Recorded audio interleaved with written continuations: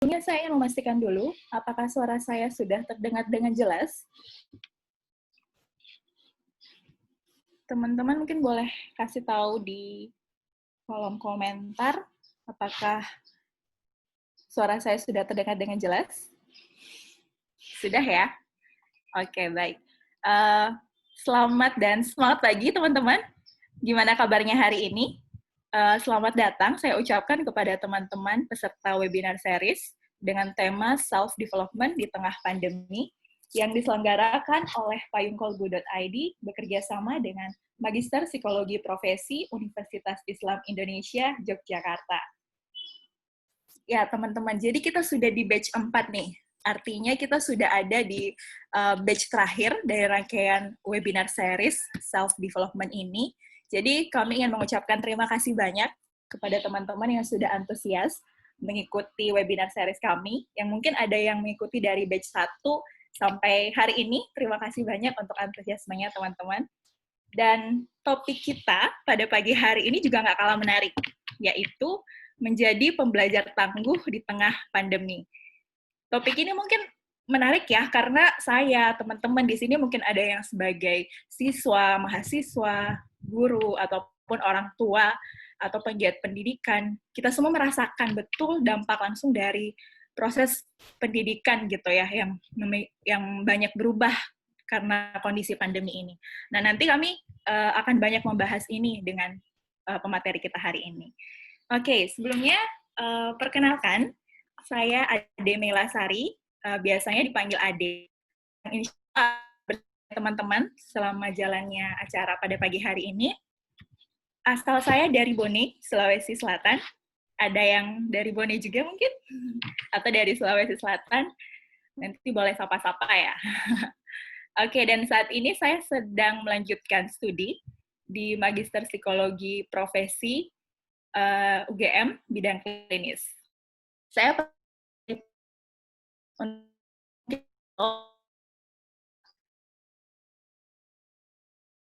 seputar mental, insya Allah kami giat memberikan banyak informasi seputar kesehatan mental yang terkini gitu. Jadi teman-teman untuk tahu sebenarnya apa saja sih yang dilakukan Payung Kolbu ini, teman-teman bisa cek di Instagramnya @payungkolbu.id. Di sana teman-teman bisa melihat banyak informasi menarik terkait isu-isu terkini terkait kesehatan mental, juga banyak sekali acara-acara menarik yang teman-teman bisa ikuti seperti webinar ini, dan banyak lagi model-model acara yang lain. Seperti itu. Nah, mungkin perkenalan dari saya cukup ya. Sekarang giliran teman-teman nih, untuk kenalan, teman-teman boleh berkenalan di kolom chat dengan menyebutkan nama, asal daerah, dan satu hal yang teman-teman syukuri pagi hari ini. Mungkin bisa sharing ya, apa yang biar kita bisa memulai pagi ini dengan sesuatu yang membuat kita senang gitu ya, senang dengan penuh rasa syukur. Jadi nanti seharian kita menjadi emosinya lebih baik, lebih positif gitu ya. Oke, nah sembari teman-teman berkenalan di kolom chat, saya juga ingin menyampaikan bahwa acara ini didukung oleh beberapa pihak. Jadi kami ingin mengucapkan terima kasih karena acara ini bisa terselenggara karena banyaknya pihak yang mendukung. Jadi kami ingin mengucapkan terima kasih kepada media partner kami, ada Mercy, Titik Temu, Barangkai Jiwa, Alpha Learning Center, Anissa Rumah Psikologi, Kelukesah.co, Inspirator Indonesia, dan Love Yourself Indonesia. Kemudian terima kasih juga kepada pihak sponsorship kami, ada HM Handmade by Dila Rationo, Kedai Khalid, Dandelion Bookstore, dan Pustaka Umar. Wah, banyak ya, terima kasih banyak. Oke, sebelum kita mulai acara ini, teman-teman kemarin juga sudah berdonasi ya, dan alhamdulillah total donasi kita hari ini berjumlah 1.528.000. Alhamdulillah, dan teman-teman bagi yang ingin berdonasi bisa banget, masih bisa gitu. Jadi nggak cuma sampai hari ini, tapi teman-teman yang mau berdonasi silahkan, masih sangat bisa. Oke, selanjutnya demi kenyamanan dan kelancaran acara kita pada pagi hari ini, saya kembali akan mengingatkan aturan selama webinar ini berlangsung ya. Dan ini juga aturannya sudah kami share di grup WhatsApp. Jadi yang pertama itu adalah selama webinar berlangsung, mikrofon akan dimatikan secara otomatis oleh panitia dan peserta diperbolehkan menghidupkan kamera. Kedua, peserta diperbolehkan mengajukan pertanyaan melalui kolom chat Zoom selama acara berlangsung dengan menyebutkan nama, asal daerah, dan pertanyaannya. Nah, teman-teman, karena batch terakhir ini spesial kita ada 2 pemateri, jadi mungkin nanti ketika menyampaikan pertanyaan, teman-teman bisa menuliskan pertanyaannya ditujukan untuk pemateri siapa. Gitu. Dan untuk 2 orang penanya pertama, nanti kami akan bisa memberikan kesempatan untuk bertanya langsung kepada pemateri kami. Oke, ini yang ketiga, tersedia door prize, teman-teman. Door prize-nya nggak 1 atau 2 aja, tapi 8 untuk teman-teman yang antusias bertanya, dengan pertanyaan yang menarik akan dapat door prize. Jadi, silahkan teman-teman antusias bertanya terkait dengan tema kita hari ini ya. Ada door prize menarik yang menanti teman-teman. Oke, yang keempat, sertifikat dapatkan di teman-teman bisa dapatkan selesai mengisi form evaluasi yang akan dibagikan panitia di kolom chat saat bertemu. Selalu cek ya di kolom chat, nanti jangan link evaluasinya terlewat untuk bisa dapat sertifikat. Kemudian yang terakhir, pengumuman pemenang door prize akan sampaikan melalui WhatsApp setelah sesi ini selesai. Tetap pantengin grup WhatsApp informasi yang dapat door prize. Oke, mempersingkat waktu, saya akan membacakan kurikulum vitae dari 2 pemateri kita hari ini. Spesial banget nih, di batch terakhir kita ada 2 pemateri. Yang pertama yaitu Mbak Nadila Safitri, yang akrab disapa dengan Mbak Dila. Mbak Dila ini saat ini juga tengah menjalani pendidikannya di Magister Psikologi Profesi, bidang pendidikan di UII, Universitas Islam Indonesia Yogyakarta. Sejak S1, Mbak Dila ini memang sudah memiliki ketertarikan yang tinggi terkait dengan isu-isu psikologi pendidikan, kesehatan mental, juga terkait penelitian di bidang pendidikan. Jadi, Mbak Dila juga sudah sangat giat mengikuti berbagai conference, baik nasional maupun internasional. Internasional itu pernah diadakan di Jepang dan Thailand. Nah, teman-teman, udah tahu kan ya? Mungkin yang belum tahu nih, atau yang udah tahu saya kasih tahu. Mbak Dila ini adalah founder dari Payung Kolbu. Jadi saat ini memang kesibukan Mbak Dila giat membagi manfaat melalui Payung Kolbu bersama timnya gitu untuk teman-teman semuanya. Sejalan dengan itu, Mbak Dila juga sebagai pembelajar, sebagai mahasiswa di tengah pandemi. Jadi nanti kita akan sama-sama simak gimana sharing-sharing pengalaman Mbak Dila sebagai pembelajar di tengah pandemi ini ya. Oke, selanjutnya pemateri kita yang kedua adalah Mbak Prapti Leguminosa, yang akrab disapa dengan Mbak Ego. Saat ini, selain berprofesi sebagai psikolog, Mbak Ego juga bekerja sebagai Head of Research and Development di YPT Miko Group. Nah, di tempat yang sama juga sebelumnya, Mbak Ego berpengalaman sebagai HR Training and Development. Mbak Egum ini juga sudah memiliki pengalaman menjadi dosen psikologi di tahun 2016 sampai 2018. Mbak Egum juga adalah alumni Magister Psikologi Profesi Bidang Pendidikan di UI. Jadi teman-teman, sudah pas banget ya, 2 pemateri kita hari ini memang sudah sama-sama dekat dengan dunia pendidikan. Jadi nanti kita bisa banyak bahas terkait dengan bagaimana situasi pendidikan di tengah pandemi ini dengan pemateri kita. Oke, rasanya nggak perlu lama-lama lagi nih. Sekarang kami undang bergabung bersama kami pemateri pertama, yaitu Mbak Dila. Halo, selamat pagi Mbak Dila.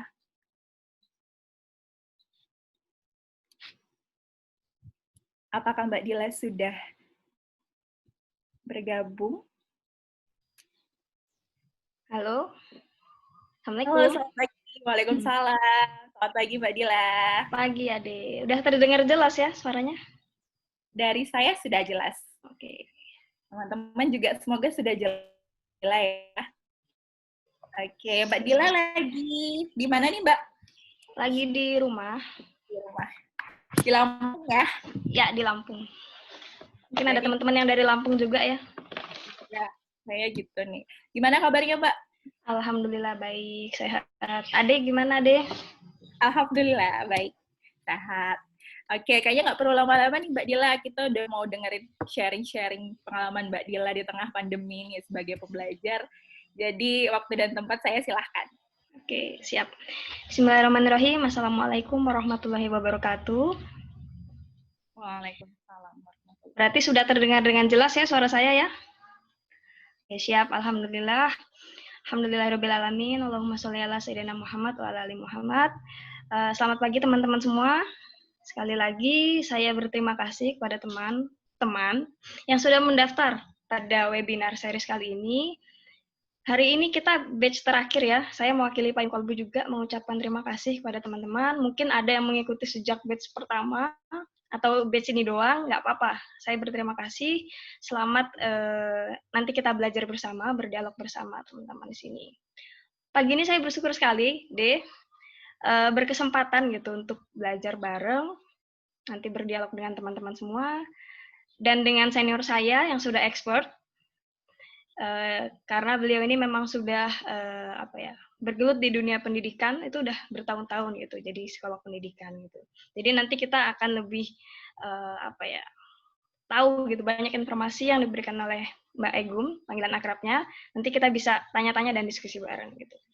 Oke, pada pagi hari ini tema kita seputar isu pendidikan ya teman-teman ya. Mungkin kemarin kalau yang ikut itu lebih ke job seeker misalnya ya, tentang dunia industri, organisasi gitu, atau juga tentang klinis gitu ya, self healing, kemarin habis self healing, atau tentang problematika milenial juga, quarter life crisis gitu. Nah, akhirnya di pagi hari ini kita tutup dengan isu-isu pendidikan yang saat ini juga menjadi problematika kita semua, walaupun kita bukan pembelajar atau siswa secara langsung, pasti isu ini juga dekat di sekitar kita gitu.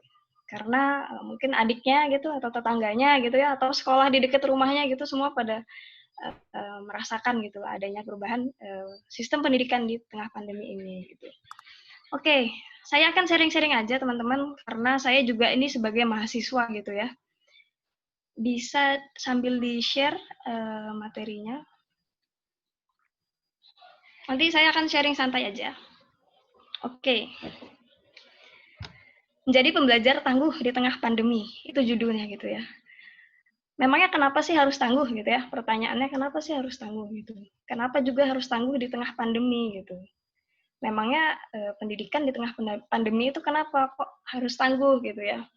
Ya, kita semua tahu sejak Maret 2020, pemerintah, Kemendikbud ya terutama, memang memberi surat edaran kepada instansi atau pelayanan pendidikan untuk menerapkan sistem pembelajaran jarak jauh gitu, atau daring gitu ya, daring, distance learning, atau PJJ gitu namanya. Nah, sebenarnya itu kondisi yang baru. Mungkin saat itu dibilang mendadak ya mendadak gitu ya. Karena mungkin bagi mahasiswa yang sedang PKL atau praktek atau siswa yang sedang belajar di sekolah, tiba-tiba besoknya gitu sekolahnya ditutup gitu, diubah semua menjadi serba online gitu ya.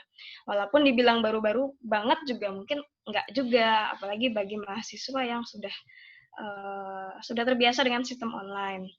Nah, tapi juga tidak bisa dipungkiri bahwa di Indonesia ini khususnya ya yang di bawah jenjang perguruan tinggi SD, SMP, SMA itu kan masih menekankan pembelajaran konvensional. Jadi pembelajarannya masih tatap muka gitu ya, menekankan interaksi antara guru dan siswa. Nah, sementara semenjak pandemi ini TK pun ya, preschool, TK, SD, SMP semua kalau bisa di rumah belajarnya gitu ya. Jadi memang ini kondisi yang baru gitu, mencengangkan gitu ya mungkin ya. Mungkin awalnya juga nggak terkira gitu tiba-tiba ada kebijakan seperti ini gitu. Coba next slide. Ya, nih disapa lagi nih. Halo para pembelajar gitu. Kalau saya lihat di form pendaftarannya sih memang 70% yang mendaftar acara ini adalah mahasiswa. Berarti di sini para pembelajar sejati gitu, teman-teman saya semua juga mungkin kita sama merasakan hal yang sama gitu. Apa sih yang membuat teman-teman tertarik mengikuti webinar batch ini gitu? Kemudian apa yang teman-teman alami saat ini? Silahkan boleh ditulis di kolom chat, di kolom komentar. Yang sedang kamu alami saat ini apa sih? Gitu.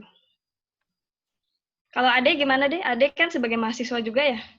Ya, betul. Kalau aku sendiri karena juga sedang ini ya menyelesaikan tugas akhir ya, gitu. Jadi memang banyak perubahan beradaptasi dengan perubahan yang awalnya penelitiannya mungkin A harus berubah jadi B gitu, dan itu yang sedikit membuat agak panik. Panik ya? Ade panik deh. Pada awalnya panik, tapi semakin kesini kayak sadar harus mulai beradaptasi sih, gitu, menyesuaikan, tapi ya pelan-pelan gitu. Mungkin ada yang mau sharing di kolom chat yang sedang dialami saat ini apa gitu? Atau motivasinya lagi menurun? Oke, Ada saya yang merasa bosan. bosan situasi belajar online. Bosannya tuh kenapa ya, Kak Salsha? Shalsa. Saya merasa bosan, Kak, dalam situasi belajar online gitu ya. Mungkin kalau misalnya di sekolah langsung kan banyak ketemu temen ya dia, mungkin ya. Ya, Kita ngobrol langsung gitu. Ini ngobrolnya sama layar gitu ya. Iya, ini kayak gini nih. Awalnya penuh tekanan, tapi mulai beradaptasi dengan keadaan dan akhirnya menikmati. Oke. Bagus. Karena ini udah berapa bulan deh? Udah sejak Maret ya. Mungkin ada kampus yang dari April ya. Benar. April, Mei, Juni, Juli. Motivasinya naik turun. Wah, pas naik bagus dong ya berarti ya. Cuma sayangnya kadang turun juga gitu, kayak Iman dong. Betul. Banyak malesnya Kak buat ngerjain tugas akhir. Waduh, nggak sendiri kayaknya deh. Sama-sama saya nih. Sama gitu. Kayaknya di sini semua ya karena tadi kebanyakan pesertanya mahasiswa gitu ya. Saya rela mencari sinyal di dalam pedesaan demi belajar di masa pandemi. Waduh, bagus banget ini. Berarti menemui kendala terkait sinyal gitu ya, kuota mungkin ya. Benar. Ada lagi yang mau sharing apa yang dialami saat ini? Capek dengan tugas yang banyak. Oke. Di sini ada yang siswa, boleh yang siswa, yang bukan mahasiswa boleh komentar. Soalnya deh semenjak tahun ajaran baru kemarin, Kemendikbud itu memang apa ya membatasi orang sekolah yang belajar tatap muka. Jadi cuma zona hijau yang boleh belajar tatap muka. Cuman tadi saya baru dapat info diperluas. Jadi zona kuning juga boleh tatap muka gitu. Jadi memang kita nih berada di ketidakpastian gitu ya. Hari ini mungkin peraturannya apa, besok bisa jadi berubah gitu. Awalnya saya merasa cemas yang membuat saya anxiety fokus on the emotional. Lama-kelamaan saya bisa beradaptasi dengan kecemasan itu dan menjadi anxiety fokus on problem. Oke. Membuat fokus dengan menyelesaikan permasalahan seperti tugas. Oke. Berarti tugas mungkin awalnya bikin cemas gitu ya, kondisi bikin cemas, tapi akhirnya dia sudah fokus untuk menyelesaikan tugasnya. Oke, baik. Next slide. Nah, pertanyaannya ini kan kendalanya banyak ya, atau perasaan yang dialami kan mungkin berbeda-beda ya setiap orang ya. Pertanyaan adalah, sudah seberapa tangguh sih kita melewatinya gitu? Sudah seberapa tangguhkah kita gitu untuk menerima ini, menjalaninya ini gitu. Tapi faktanya memang ketangguhan itu memang bukan suatu hal yang instan atau bawaan gitu ya. Jadi bukan kayak Samson gitu ya, terlahir langsung kuat gitu ya, tahan banting gitu. Nah, ketangguhan ini, apalagi kita sebagai manusia, itu terbentuk dari pengalaman-pengalaman juga gitu. Sebelumnya mungkin kita ada pengalaman-pengalaman yang apa ya, misalnya gagal dalam hal tertentu, gitu itu membuat kita semakin tangguh. Jadi ketangguhan juga dibentuk bukan apa ya, bukan dari kondisi yang sama gitu loh. Bisa jadi dari permasalahan yang lain. Kemudian kita menghadapi masalah yang baru lagi, ya kita sudah terbiasa gitu. Karena tangguh juga termasuk kita bisa mengelola emosi kita gitu. Next. Nah, karena tadi tangguh itu bukan hal yang instan, makanya kita nih sebagai mahasiswa atau ya siswa yang belajar di tengah pandemi mungkin akan melewati beberapa fase memang. Yang pertama, merespon kondisi ya. Awal-awal kemarin mungkin kita kaget gitu, khawatir. kesel, marah bisa jadi ya. Misalnya nih ada mahasiswa yang lagi skripsi gitu ya. Tiba-tiba ada peraturan online semuanya. Dosen berarti kan dihubunginnya secara online ya. Waduh, panik tuh dia. Mungkin sebelum pandemi aja menemui dosennya susah, bimbingannya susah. Belum lagi nanti misalnya revisi atau gimana. Gimana nanti online gitu kan. Banyak yang kayak gitu. Banyak yang merasa khawatir nanti gimana ya, nanti skripsi nggak kelar-kelar gitu. Padahal mungkin ya nanti ada aja solusinya gitu ya. Jadi respon kondisi ini biasanya ini fase-fase awal, mungkin di bulan-bulan Maret atau April kemarin ya. Bisa flashback sedikit mungkin kita ya, saat itu ada yang kecewa, ada yang kesel gitu. Waduh, timeline-nya semua berubah gitu. Lagi praktek gitu ya misalnya ya, lagi praktek tinggal berapa kasus lagi, tahu-tahu diberhentikan dulu gitu, ditunda gitu. Waduh. Itu kayak ada apa ya, pengumuman yang mencengangkan gitu. Udah sejauh ini ternyata harus ditunda dulu gitu. Nah, fase selanjutnya kita tuh udah mulai menyamankan diri mungkin. Jadi menyamankan diri ini bisa jadi terjadi setelah ya beberapa waktu kita lewati, beberapa bulan gitu. Kita sudah mulai ya menerima kondisi gitu. Mulai menyesuaikan dengan kebutuhan diri. Kita sadar kalau misalnya memang semuanya merasakan hal yang sama gitu, nggak cuma gitu ya. Kita juga sudah mulai apa ya menyamankan ya, apa ya, melihat kebutuhan diri kita gitu. Apa sih yang kita butuhin kayak gitu, untuk tenang dulu atau gimana gitu. Nah, di dalam menyamankan diri ini juga penting kita ada dukungan sosial dari teman-teman kita gitu. Bisa jadi teman-teman yang bernasib sama. Ini efektif banget buat kita lebih menyamankan diri kalau misalnya ada dukungan dari teman-teman gitu loh. Nah, setelah kita udah mulai menyamankan diri, baru deh mungkin ada di fase kita sudah bisa apa istilah mulai mau bergerak, mulai mau bangkit, berkembang gitu ya. Membuat rencana, mulai menyusun strategi gitu, melakukan hal-hal yang lebih produktif. Mungkin sebelumnya cuma menenangkan diri, nyaman. Nah, ini kita sudah mulai bangkit kayak gitu. Contoh, mahasiswa gitu yang sedang gabut misalnya, bosen ngerjain tugas gitu. Sudah di titik dia nyaman, sudah bisa berpikir, misalnya dia membuat gebrakan baru gitu. Misalnya membuat platform atau blog gitu ya. Mungkin yang sebelumnya kalau nggak pandemi itu nggak sempat dilakuin. Nah, setelah pandemi, dia membuat itu, dijalankan, akhirnya apa? Sekarang dia melakukan hal yang bermanfaat gitu, hal yang baik gitu. Aja atau teman-teman juga, semakin di sini banyak orang yang jualan. Iya nggak dia? Benar. Yang sebelumnya mungkin dia juga yang nggak jualan, tapi semenjak pandemi akhirnya dia banyak berjualan kayak gitu. Ini selama pandemi ini banyak, justru orang makin kreatif kayaknya ya, banyak melakukan sesuatu yang baru gitu. Itu bagus banget. Teman-teman tuh banyak banget perasaan yang sudah jual-jualan kayak gitu ya. Malahan saya nggak ada jual-jualan apa-apa gitu. Tapi bikin platform gitu ya. Nah, sebenarnya juga nggak harus sesuatu yang baru gitu ya. Bisa jadi kita mengasah skill-skill atau kemampuan kita yang selama ini mungkin belum sempat ditekuni gitu. Misalnya kita hobi editing video gitu. Sebelum pandemi mungkin nggak bisa diasah gitu setiap hari karena sibuk gitu ya. Nah, semenjak pandemi ada waktu luang, akhirnya kita mengasah itu lebih biar lebih expert lagi kayak gitu. Jadi gini teman-teman, tangguh itu nggak tiba-tiba kita memang sudah tangguh gitu loh.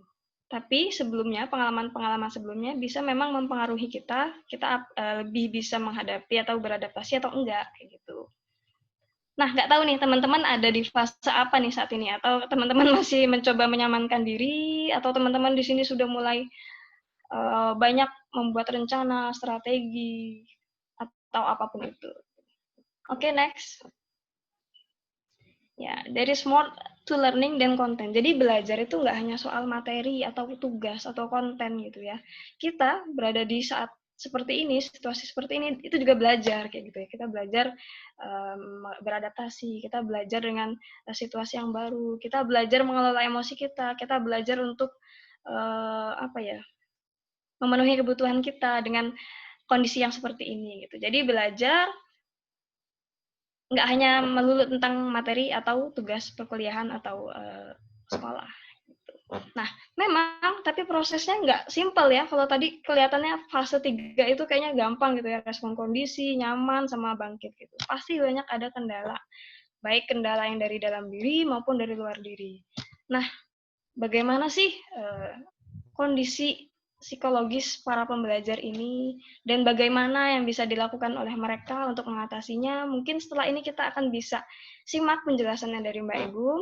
Mbak Egum akan menjelaskan lebih komprehensif apa yang bisa kita lakukan. Nanti kita ajak dialog bersama dengan Mbak Egum. Mungkin dari saya itu aja deh sharing saya. Oke, Mbak Dila. Terima kasih banyak, Mbak Dila. Jadi tadi dapat gambaran banget ya teman-teman bahwa memang situasi ini kita banyak mengalami perubahan. Wajar merasa cemas di awal, wajar merasa mungkin seperti saya, mungkin awalnya panik harus banyak perubahan dan segala macam. Tapi itu memang ternyata mungkin kita itu baru ada di tahap merespon kondisi gitu ya.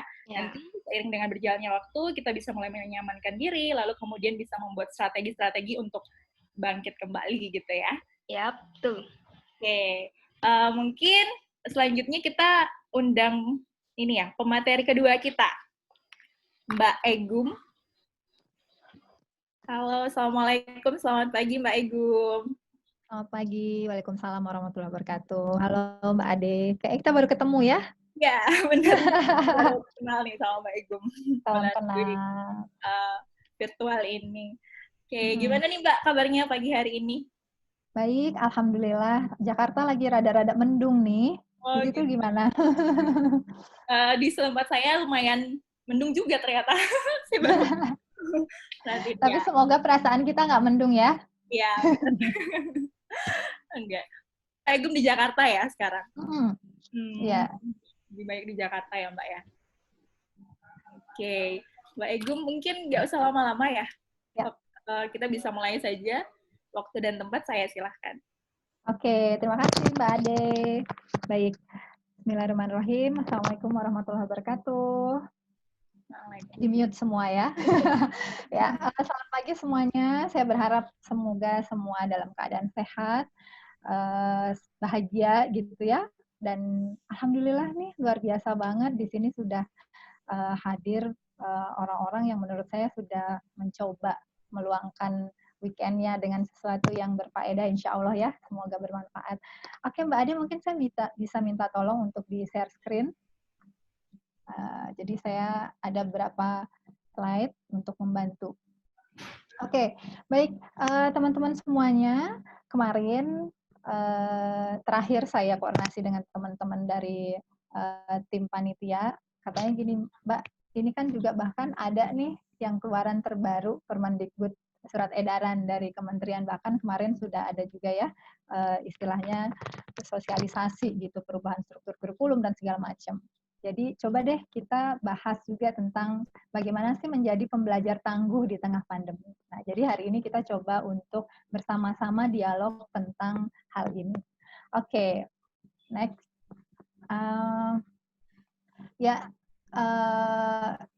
Tadi sudah diceritakan juga ya oleh Mbak Ade bahwa ya saya seorang psikolog, saat ini memang juga sebagai istilahnya yang mengecek kurikulum di sekolah Avicenna juga bersama dengan tim, kemudian sekaligus juga sebagai koordinator psikolog di sekolah Avicenna di Jakarta. Oke, langsung saja, next.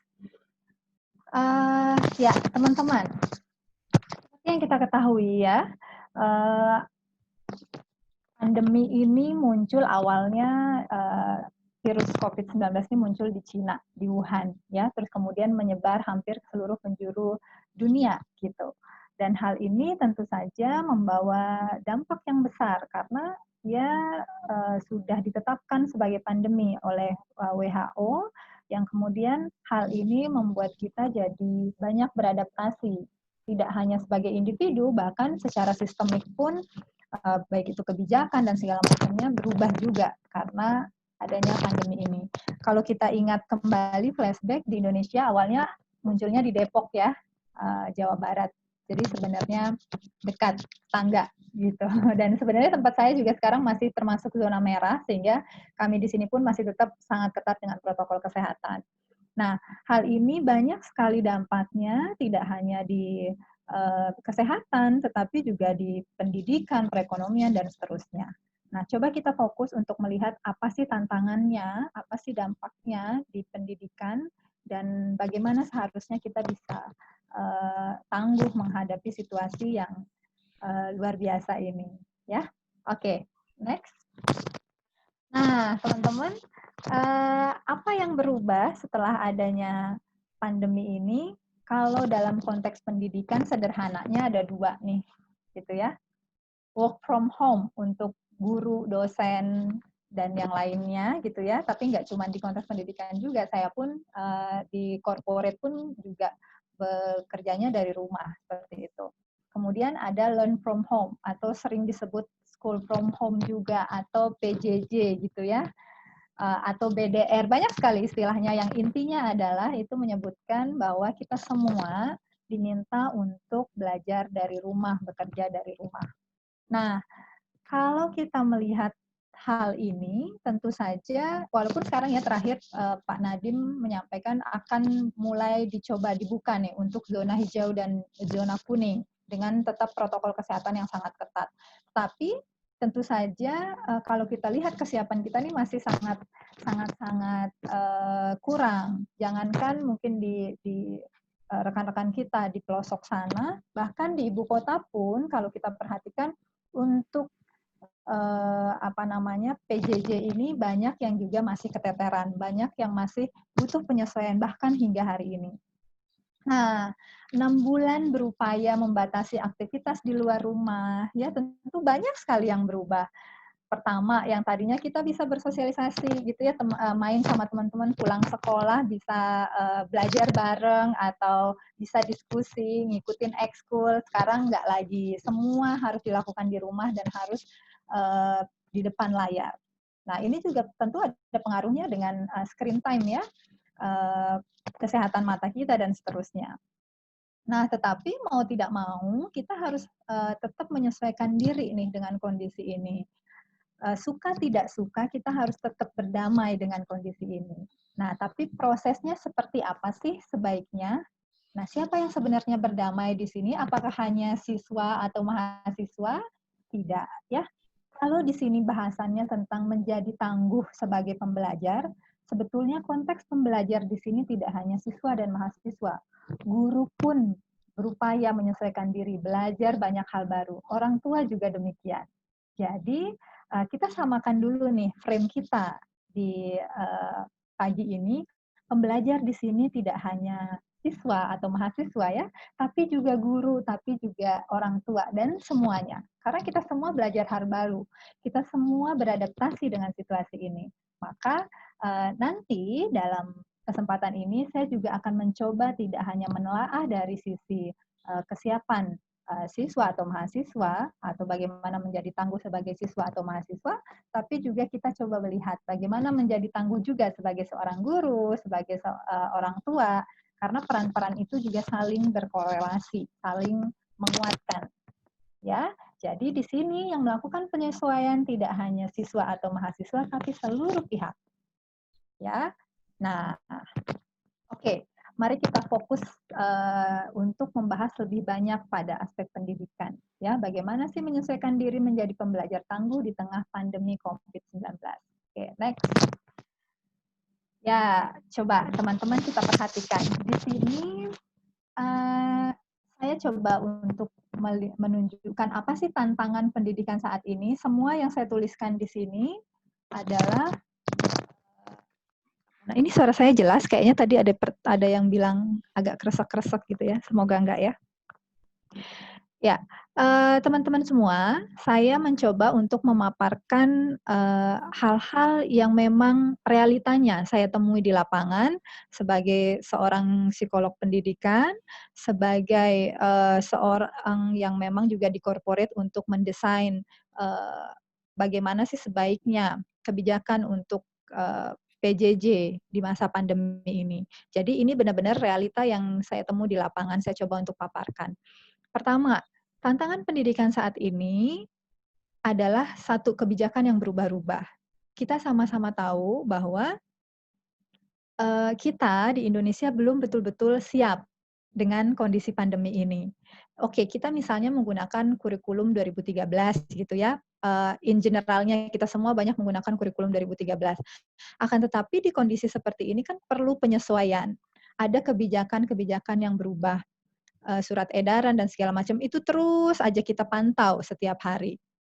Itu yang pertama. Yang kedua, ada penyederhanaan struktur kurikulum secara mandiri. Ini challenge yang sedang dihadapi oleh Bapak Ibu guru kita, Bapak Ibu dosen kita.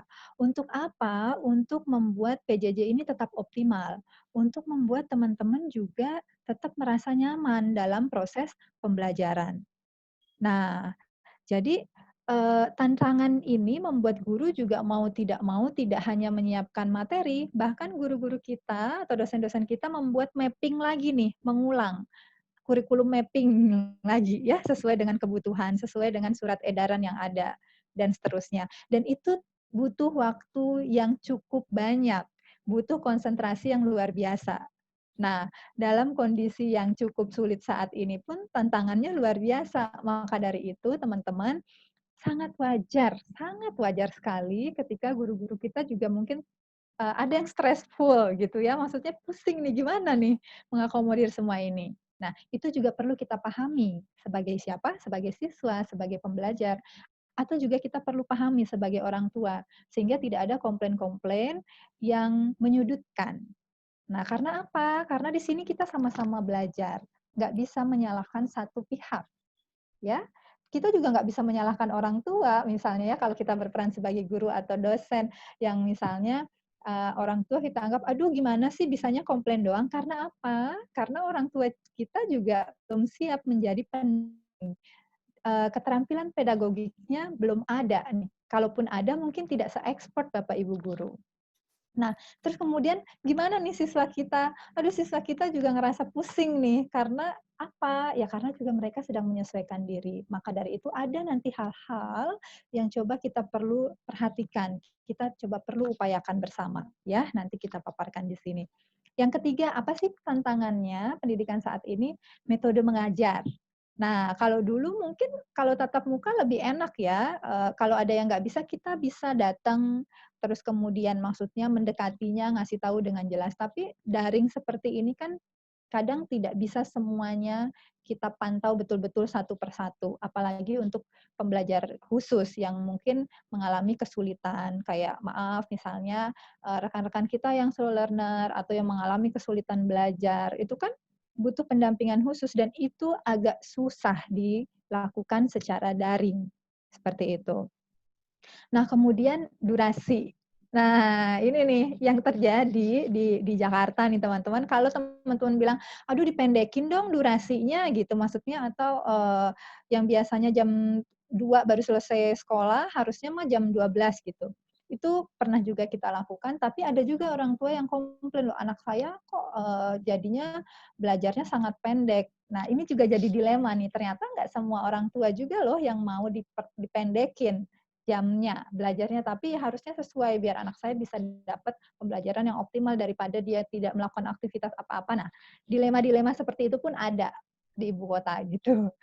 Artinya kita pun sangat memperhatikan betul time dalam menyusun jadwal pelajaran, untuk mengecek juga apakah anak-anak kita nih atau teman-teman mahasiswa, teman-teman siswa nih sejahtera nggak sih secara psikologis gitu dalam proses pembelajaran ini. Oke, terus kemudian apalagi? Guru, orang tua, dan siswa belum sepenuhnya siap. Kita sama-sama sadar bahwa kita semua belum sepenuhnya siap, tetapi kita bisa untuk menjadi siap. Asal apa? Asal kita mau bekerja bersama-sama. Nah, nanti kita bahas lebih detail lagi ya. Next. Nah, teman-teman, yang tadi saya sebutkan itu adalah berbagai tantangan dalam pendidikan. Dan kalau kita lihat, sebetulnya tantangan-tantangan tadi itu adalah sumber stres. Karena apa? Karena itu adalah situasi yang tidak normal. Artinya, situasi yang tidak biasanya kita temui. Kita baru menemukan situasi itu. Sehingga kita butuh penyesuaian. Nah, ini bisa disebut dengan sumber stres. Ya, tapi ingat teman-teman, sumber stres itu sebetulnya sifatnya netral. Ya, Artinya, persepsi kitalah yang akan membuat situasi itu menjadi positif atau negatif. Ini adalah kunci paling utama. Untuk menjadi tangguh, baik itu sebagai guru yang tangguh, sebagai orang tua yang tangguh, atau sebagai siswa atau mahasiswa yang tangguh, kita perlu dulu untuk melihat apakah situasi ini sebagai situasi yang bisa menjadi positif atau sepenuhnya negatif. Karena apa? Karena cara kita memandang sumber stres atau situasi yang baru ini akan mempengaruhi tindakan kita, akan mempengaruhi perasaan kita. Ya kalau kita belajar psikologi itu kadang kita sangat familiar dengan kalimat CBT gitu ya, Cognitive Behavior Therapy. Kadang-kadang itu sebuah intervensi atau istilahnya kita mengetahui bahwa ternyata pikiran kita itu sangat mempengaruhi perasaan kita, lalu kemudian itu juga akan sangat mempengaruhi tindakan kita. Ini juga berlaku. Ya, jadi sumber stres bisa dimaknai berbeda-beda oleh setiap orang. Pemaknaannya tersebut itu akan mempengaruhi tindakannya. Maka dari itu, selama kita bisa mengendalikan cara berpikir kita, cara kita memandang sesuatu, maka kita juga akan bisa mengambil tindakan yang tepat.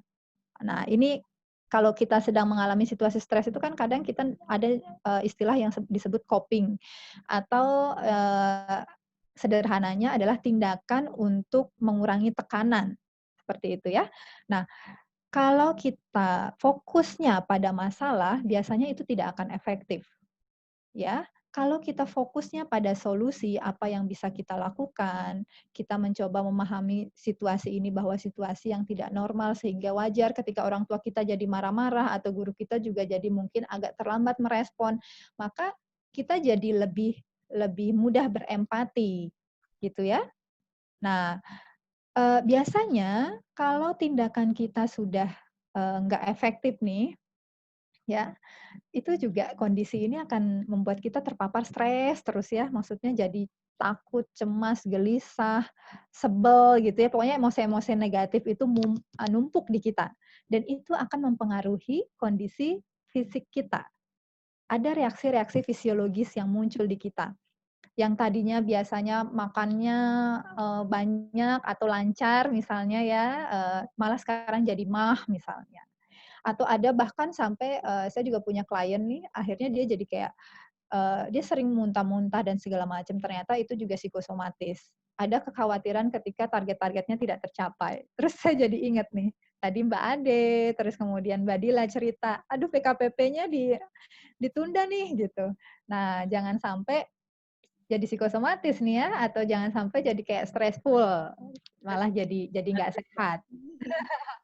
Nah, keluhan fisik yang disebabkan oleh pikiran dan emosi biasanya berawal dari stres, teman-teman. Dari perasaan cemas, perasaan takut. Maka itu perlu kita kelola dengan baik. Ya.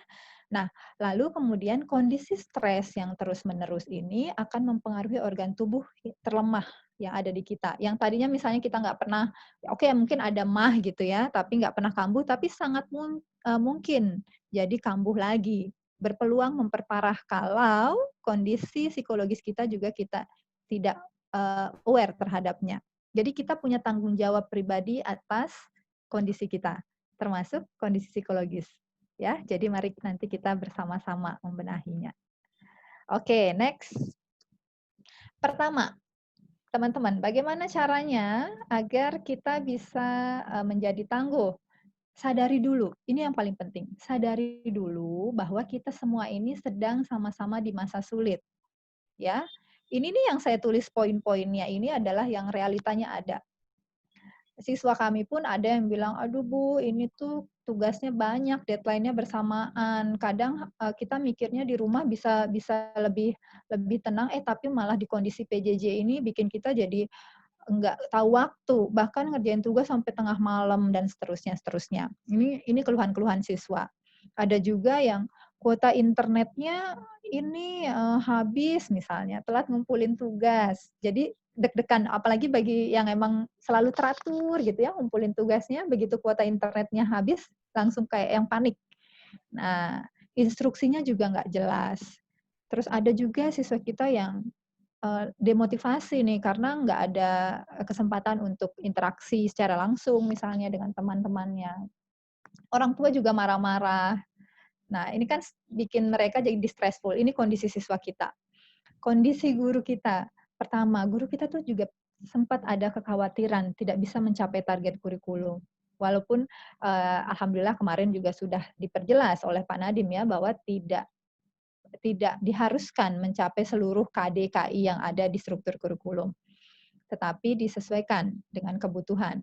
Kemudian materinya juga sulit disampaikan secara daring. Jadi guru-guru kita itu juga ada perasaan beban moral ternyata ketika melihat kenyataan bahwa, duh ternyata susah ya menyampaikan via daring gitu. Terus kemudian fasilitas dan sistem yang bisa jadi belum memadai. Itu juga menjadi stresor tersendiri untuk guru-guru kita. Banyak komplain dari orang tua. Nah ini nih yang biasanya juga yang membuat guru-guru kita pusing. Makanya sebetulnya dalam hal ini agar kita semua bisa berjalan beriringan, perlu juga dibuat satu kebijakan di mana nanti kita mengatur line komunikasi antara guru dan orang tua harusnya gimana, dan seterusnya. Ini bisa menjadi salah satu riset juga nih untuk teman-teman psikolog pendidikan yang sedang akan mengambil kasus-kasus sistemik. Saya rasa ini menjadi menarik. Contoh-contoh yang bisa diberikan seperti apa sih gitu. Ini menarik teman-teman. Kemudian sulit membagi peran juga. Nah, artinya apa? Teman-teman semua, guru-guru kita itu tidak hanya berperan sebagai guru. Ketika berada di rumah, mereka juga sedang berperan sebagai orang tua untuk anak-anak mereka. Mereka berperan sebagai kakak dari adik-adik mereka misalnya, anak dari orang tua mereka. Sehingga mereka pun sedang dalam situasi yang sulit. Nah, orang tua juga. Orang tua tuh stressful karena apa? Karena juga khawatir anaknya kok nggak bagus belajarnya nih, atau mengalami penurunan nih, gitu ya. Sementara yang menjadi penanggung jawab utama di rumah mendampingi adalah orang tua. Orang tua nggak tahu caranya gimana sih ngajarin sin kostan ini misalnya. Karena kan itu dipelajarinya udah dulu banget. Nah, jadi orang tua pun sebetulnya butuh penyesuaian. Wajar ketika mereka juga jadi uring-uringan, gitu ya. Tetapi kita harus punya solusi. Pendapatannya menurun. Banyak orang tua yang tadinya sangat mampu, tetapi karena mereka berwirausaha, gitu ya. Karena di sini kebanyakan juga yang saya temui orang tua tuh usahanya tutup gitu. Itu juga menjadi stresor tersendiri, pertengkaran dengan pasangan, kurang punya waktu juga untuk me time, ya kan? Karena apa? Karena mendampingi anak, karena mengurus ini, itu. Nah, kenapa kita perlu untuk memahami ini agar kita bisa berempati, teman-teman? Kalau kita nggak sama-sama saling menyadari bahwa kita sama-sama di masa sulit, yang kita munculkan hanya tentang diri kita saja. Yang mungkin akan terjadi adalah menuntut saja, padahal tidak begitu, ya. Nah, tapi poin pentingnya adalah kan semua orang sedang lagi di masa-masa sulit ya. Artinya siswa A, siswa B, siswa C itu sama sebenarnya kondisinya dengan saya. Tapi kenapa ya ada yang bisa survive? Nah, ini yang harus menjadi pertanyaan kita. Kenapa dia bisa survive, saya kok enggak? Mestinya aku juga bisa dong, gitu. Nah, proses ini akan menggiring kita untuk fokus pada solusi. Ya, kalau kita sudah bisa mengurai kondisi ini, kita akan bisa fokus pada solusi dari masalah yang sedang kita hadapi. Oke, next. Nah, jadi teman-teman, kita perlu saling berempati. Kita perlu saling belajar bersama-sama melakukan penyesuaian. Kalau misalnya sekarang kita berperan sebagai siswa, atau mungkin terus orang tua kita memang kita lihat juga stressful di sini, dan kita mengikuti agenda ini pagi ini, nanti diajak berdiskusi, diajak untuk mengurai bersama-sama masalah ini, mencari solusinya bersama, ya. Jadi tidak hanya menuntut satu pihak saja. Nah, oke. Next. Apa yang bisa kita lakukan sebagai mulai dulu dari apa yang bisa kita lakukan sebagai individu, ya.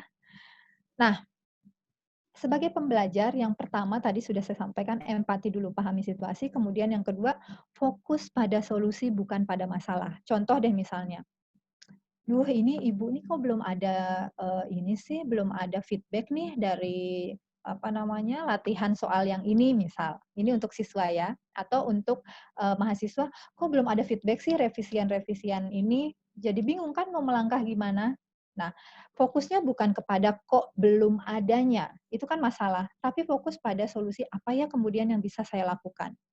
Oke, kalau misalnya di sini saya nggak bisa apa namanya memiliki jawabannya, coba saya tanya yang lain, coba saya cari resource yang lain. Nah, itu yang membuat kita jadi berdaya sebetulnya. Ingat begitu kita mengalami satu kendala, masalah, fokusnya bukan pada kendala itu, tapi apa yang bisa kita lakukan. Ya. Yang kedua, teman-teman perlu juga nih membuat target capaian dan rencana aktivitas, ya. Tapi ingat di bold yang realistis. Teman-teman, kondisi saat ini adalah kondisi yang tidak normal. Maka ketika ada target-target yang mungkin ingin dicapai saat kondisi normal, itu tuh nggak harus saklek sama. Yang membuat kita sehat itu juga nggak ngoyo. Bahasa Jawanya tuh nggak ngoyo ya, tapi realistis. Realistis tapi juga terus kemudian tidak menurunkan kualitas, tidak. Tetap fokus pada kualitas kita capai, tapi yang realistis. Misal, tadinya saya apa namanya mau menyelesaikan PKPP anggaplah 3 bulan, tapi kan memang kondisinya nggak mungkin di 3 bulan. Nah, itu kita perlu menurunkan apa namanya rencana kita dibuat jadi lebih panjang, misalnya seperti itu, ya. Jadi realistis itu juga penting di sini. Kemudian, nah ini, mulai hari dengan produktif dan aktivitas yang menyenangkan. Artinya apa, teman-teman? Siswa, mahasiswa, guru maupun orang tua itu kan ada di rumah semua nih. Euforia liburan itu ada banget. Kadang-kadang kita mager ya. Nah, dan biasanya yang tadinya di situasi normal kita pagi-pagi mandi atau olahraga sebentar, kemudian berangkat ke sekolah, itu kan rutinitas yang normal. Karena kita ada di rumah terus, rutinitas itu nggak kita lakukan sebagaimana mestinya. Nah, ternyata itu juga akan mempengaruhi kondisi psikologis kita. Membuat kita juga jadi nggak produktif. Karena apa? Karena kita milih banyak rebahan, atau pas lagi belajar kita menggunakan baju tidur misalnya. Nah, kondisi-kondisi itu ternyata mempengaruhi loh. Jadi kita perlu men-setting ruangan kita dengan baik agar apa euforia belajar itu ada. Ya, kita juga perlu tetap melakukan rutinitas sebagaimana saat normal. Artinya jam-jamnya. Kalau memang biasanya kita bangunnya subuh, ya upayakan juga di kondisi nggak normal ini bangunnya subuh gitu. Itu sangat mempengaruhi. Bahkan di sekolah kami upayakan juga setiap pagi itu walaupun misalnya jam pelajaran mulainya jam 8 kurang 15, jam 7 guru-gurunya udah nanya nih ke siswa-siswanya, minta update apa aktivitas mereka pagi ini gitu. Itu upaya untuk membuat apa namanya rutinitas kita tetap sama agar kita lebih produktif. Dan sempatkan diri untuk melakukan aktivitas yang menyenangkan yang dapat membuat kita jadi release dari emosi-emosi yang numpuk. Contoh, main musik misalnya, kalau suka merajut, masak, berkebun. Nah, itu juga penting untuk kita berikan waktu ya untuk diri kita. Kemudian jalin komunikasi dengan teman. Ini penting karena apa? Karena jujur saja kita itu nggak bisa melewati semua ini sendiri. Kita butuh teman bicara, kita butuh sharing, ya. Jadi jangan karena di rumah terus kemudian lost kontak gitu ya dengan rekan-rekan, tapi silakan jalin komunikasi dengan teman-temannya di sekolah atau teman-teman di kampus. Dan terakhir, kita juga perlu bersyukur ya, karena apa? Dengan bersyukur, emosi-emosi positif itu akan banyak di kita. Ya, ternyata syukur itu juga dalam berbagai riset kan membuktikan ya bahwa itu dapat mereduksi stres, dapat membuat kita jadi fokus pada hal-hal baik yang bisa kita lakukan, hal-hal baik yang sudah sekarang ada pada diri kita. Nah, jadi kita perlu untuk selalu tadi bersyukur. Kemudian tetap menjalankan pola hidup yang sehat.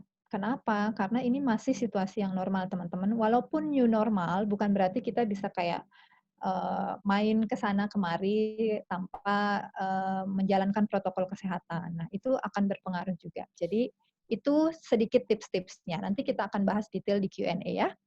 Nah, lalu next, apa yang perlu kita lakukan sebagai guru, dosen, atau praktisi pendidikan?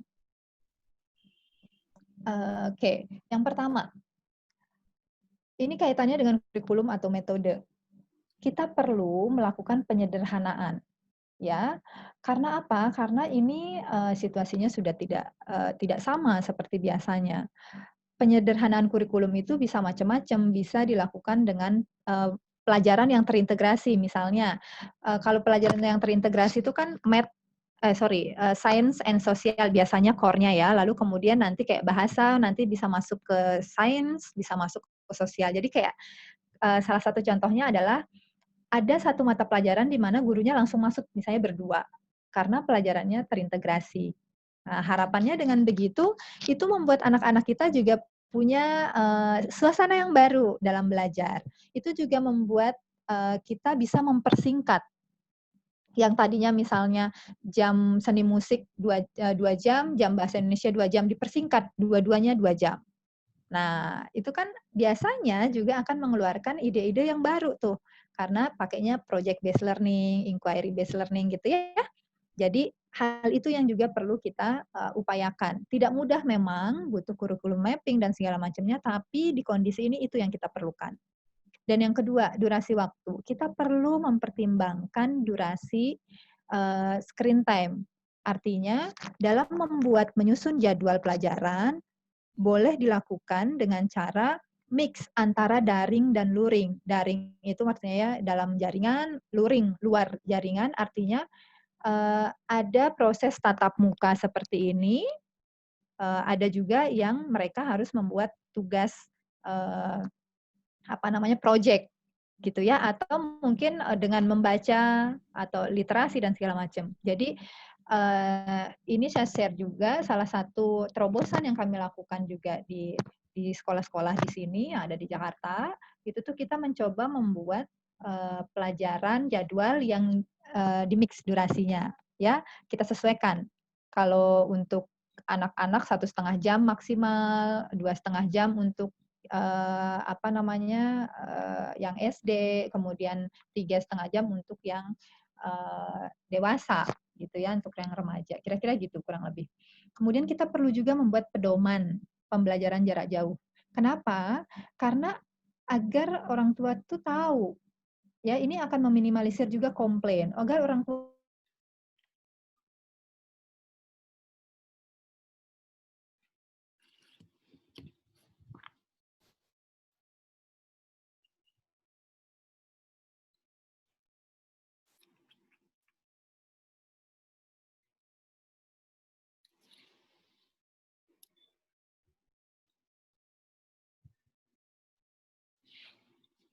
Oke, teman-teman, sepertinya ada ini ya, Mbak Egum tiba-tiba keluar dari... Kita coba tunggu dulu ya, Mbak Egum. Sorry, ini kayaknya tadi saya langsung ya. Oh, gitu ya, Mbak? Iya, mohon maaf. Teknis, guys. Iya. Oke, kita lanjutin ya. Ini sedikit. Oke, nah itu tadi ya, pedoman PJJ perlu karena apa? Karena ini juga akan membuat orang tua jadi tahu, oh anak saya di minggu ini tuh belajarnya ini. Jadi kalau misalnya terkendala seperti ini, saya harusnya komunikasinya ke siapa? Atau bagaimana cara mengajarkannya gitu. Jadi komunikasi yang jelas, yang clear itu akan mempermudah juga proses PJJ ini berjalan dengan lancar. Nah, ini juga penting, ada parent session. Jadi, kebetulan kalau di sekolah kami itu ada psikolognya, setiap unit ada psikolognya. Jadi, kita juga ada program untuk orang tua. Ya, apa yang dilakukan di sini? Kita sharing knowledge. nggak cuman tentang bagaimana untuk mendampingi anak secara psikologis biar sejahtera, tidak hanya itu, tetapi juga ada satu sesi di mana setiap minggunya itu kita deliver nih knowledge pedagogik juga, gimana sih cara ngajarin anak untuk sub materi ini gitu. Jadi itu juga perlu karena apa? Ketika kita minta orang tua sebagai mitra, kita juga punya dong tanggung jawab untuk mengajak bersama gitu. Ya, itu kalau kondisinya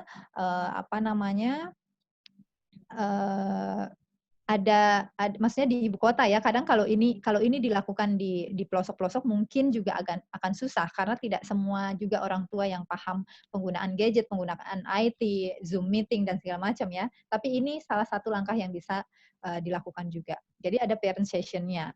Ya, kemudian assessment. Nah, ini yang baru saja kemarin juga dikeluarkan oleh Pak Nadiem, perlu adanya assessment berkala, kondisi kognitif dan kognitif dan non kognitif. Artinya kita tidak hanya cukup mengecek apakah anak-anak kita sudah paham dengan pelajaran bahasa Indonesia, IPA, atau dia sudah dapat skornya berapa gitu ya, nggak cukup untuk memahami pencapaian akademiknya saja, tetapi kita juga perlu assessment kondisi psikologisnya.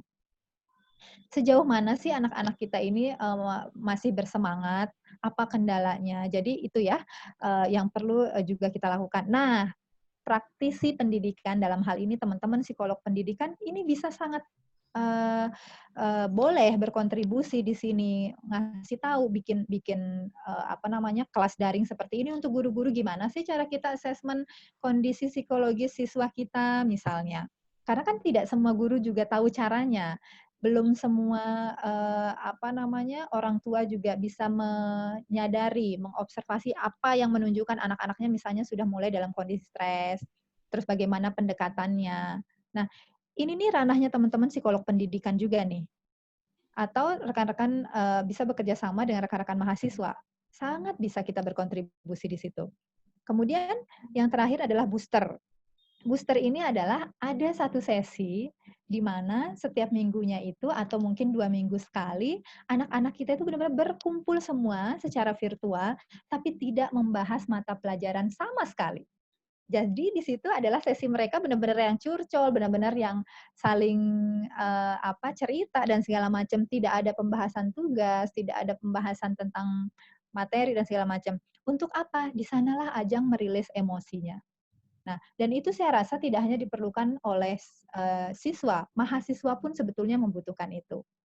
Ya, karena apa? Karena kan kita dibatasi jarak dan waktu ya, sehingga agenda-agenda semacam ini diperlukan. Oke, next. Yang terakhir adalah bagaimana sih cara kita tangguh sebagai orang tua, apa sih yang bisa kita lakukan? Pertama, kita juga perlu berempati, baik itu pada anak kita, pada guru kita, bahwa sama seperti yang tadi ya, mereka juga sedang ada di fase-fase sulit.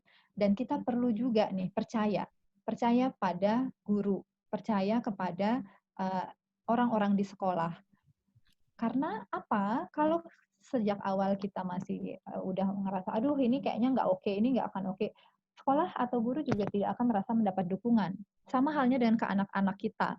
Kalau sudah sejak awal kita bilang, nih anak kayaknya nggak belajar deh, cuman ini doang deh, leyeh-leyeh doang. Bisa jadi pas kita melihatnya memang sedang lagi rehat, gitu. Jadi percaya dulu, ya, berikan kepercayaan. Kemudian berusahalah menjadi mitra. Ketika kita bilang kita adalah mitra sekolah, kita adalah orang tua, maka yang belajar itu nggak cuma anak dan orang tua saja, tapi kita sebagai orang tua pun kita belajar. Belajar bagaimana mendampingi anak. Belajar bagaimana sih kemudian harus menggunakan Zoom. Bagaimana terus kemudian menjalankan step-step dalam pedoman PJJ misalnya. Ya, jadi menjadi mitra itu tidak sekedar saya orang tua siswa, tetapi saya juga belajar menjadi guru di rumah, gitu. Karena kalau kita hanya fokus meminta guru atau dosen untuk di sini berperan, nggak bisa, ya, karena kondisinya tidak memungkinkan seperti itu. Yang ketiga adalah memberi dukungan. memberikan tantangan yang realistis kepada anak-anak kita. Jadi jangan ngoyo juga, ya. Yang tadinya misalnya anak-anak kita ngikutin beberapa les, ya jangan dipaksa juga untuk sekarang. Karena apa? Durasi screen time itu juga akan mempengaruhi kondisi mereka. Ya, jadi tantangannya boleh diberikan tantangan ke anak-anak kita, tapi yang realistis. Dan coba untuk selalu mendampingi dalam proses pembelajaran jarak jauh. Kalaupun kita bekerja, paling tidak ada satu waktu di mana itu dibuat untuk membahas apa sih yang dilakukan anak kita hari ini, bisa pas pulang kerja, atau bisa kita sepakati bersama anak di rumah.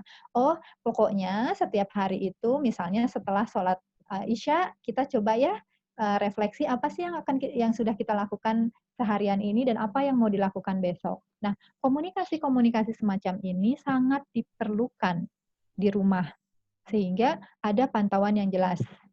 Ya, jadi nggak full time juga 24 jam mendampingi anak kan nggak mungkin karena ada peran-peran yang harus dilakukan. Ya, kira-kira begitu untuk apa yang harus dilakukan. Next, yang terakhir, teman-teman semua, kesimpulannya adalah mari kita berbenah bersama, mari kita menjadi tangguh bersama-sama ya, karena kita semua adalah pembelajar. Jadi pembelajar bukan hanya siswa atau mahasiswa, tapi juga guru, dosen, orang tua, dan semua orang di lingkungan sekitar kita.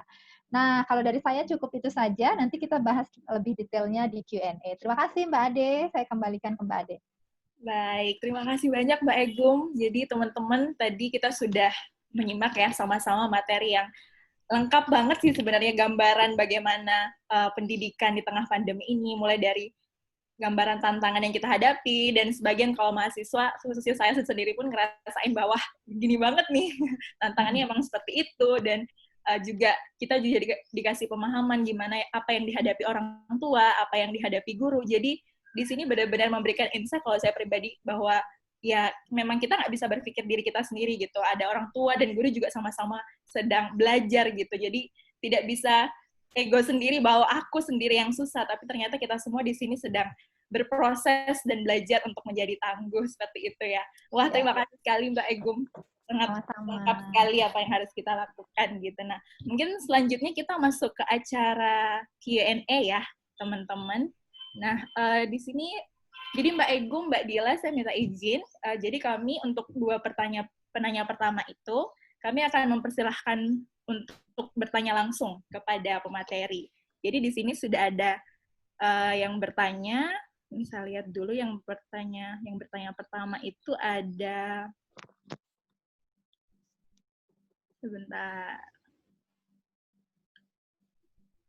Ada Mas Abdul Aziz dari Bojonegoro.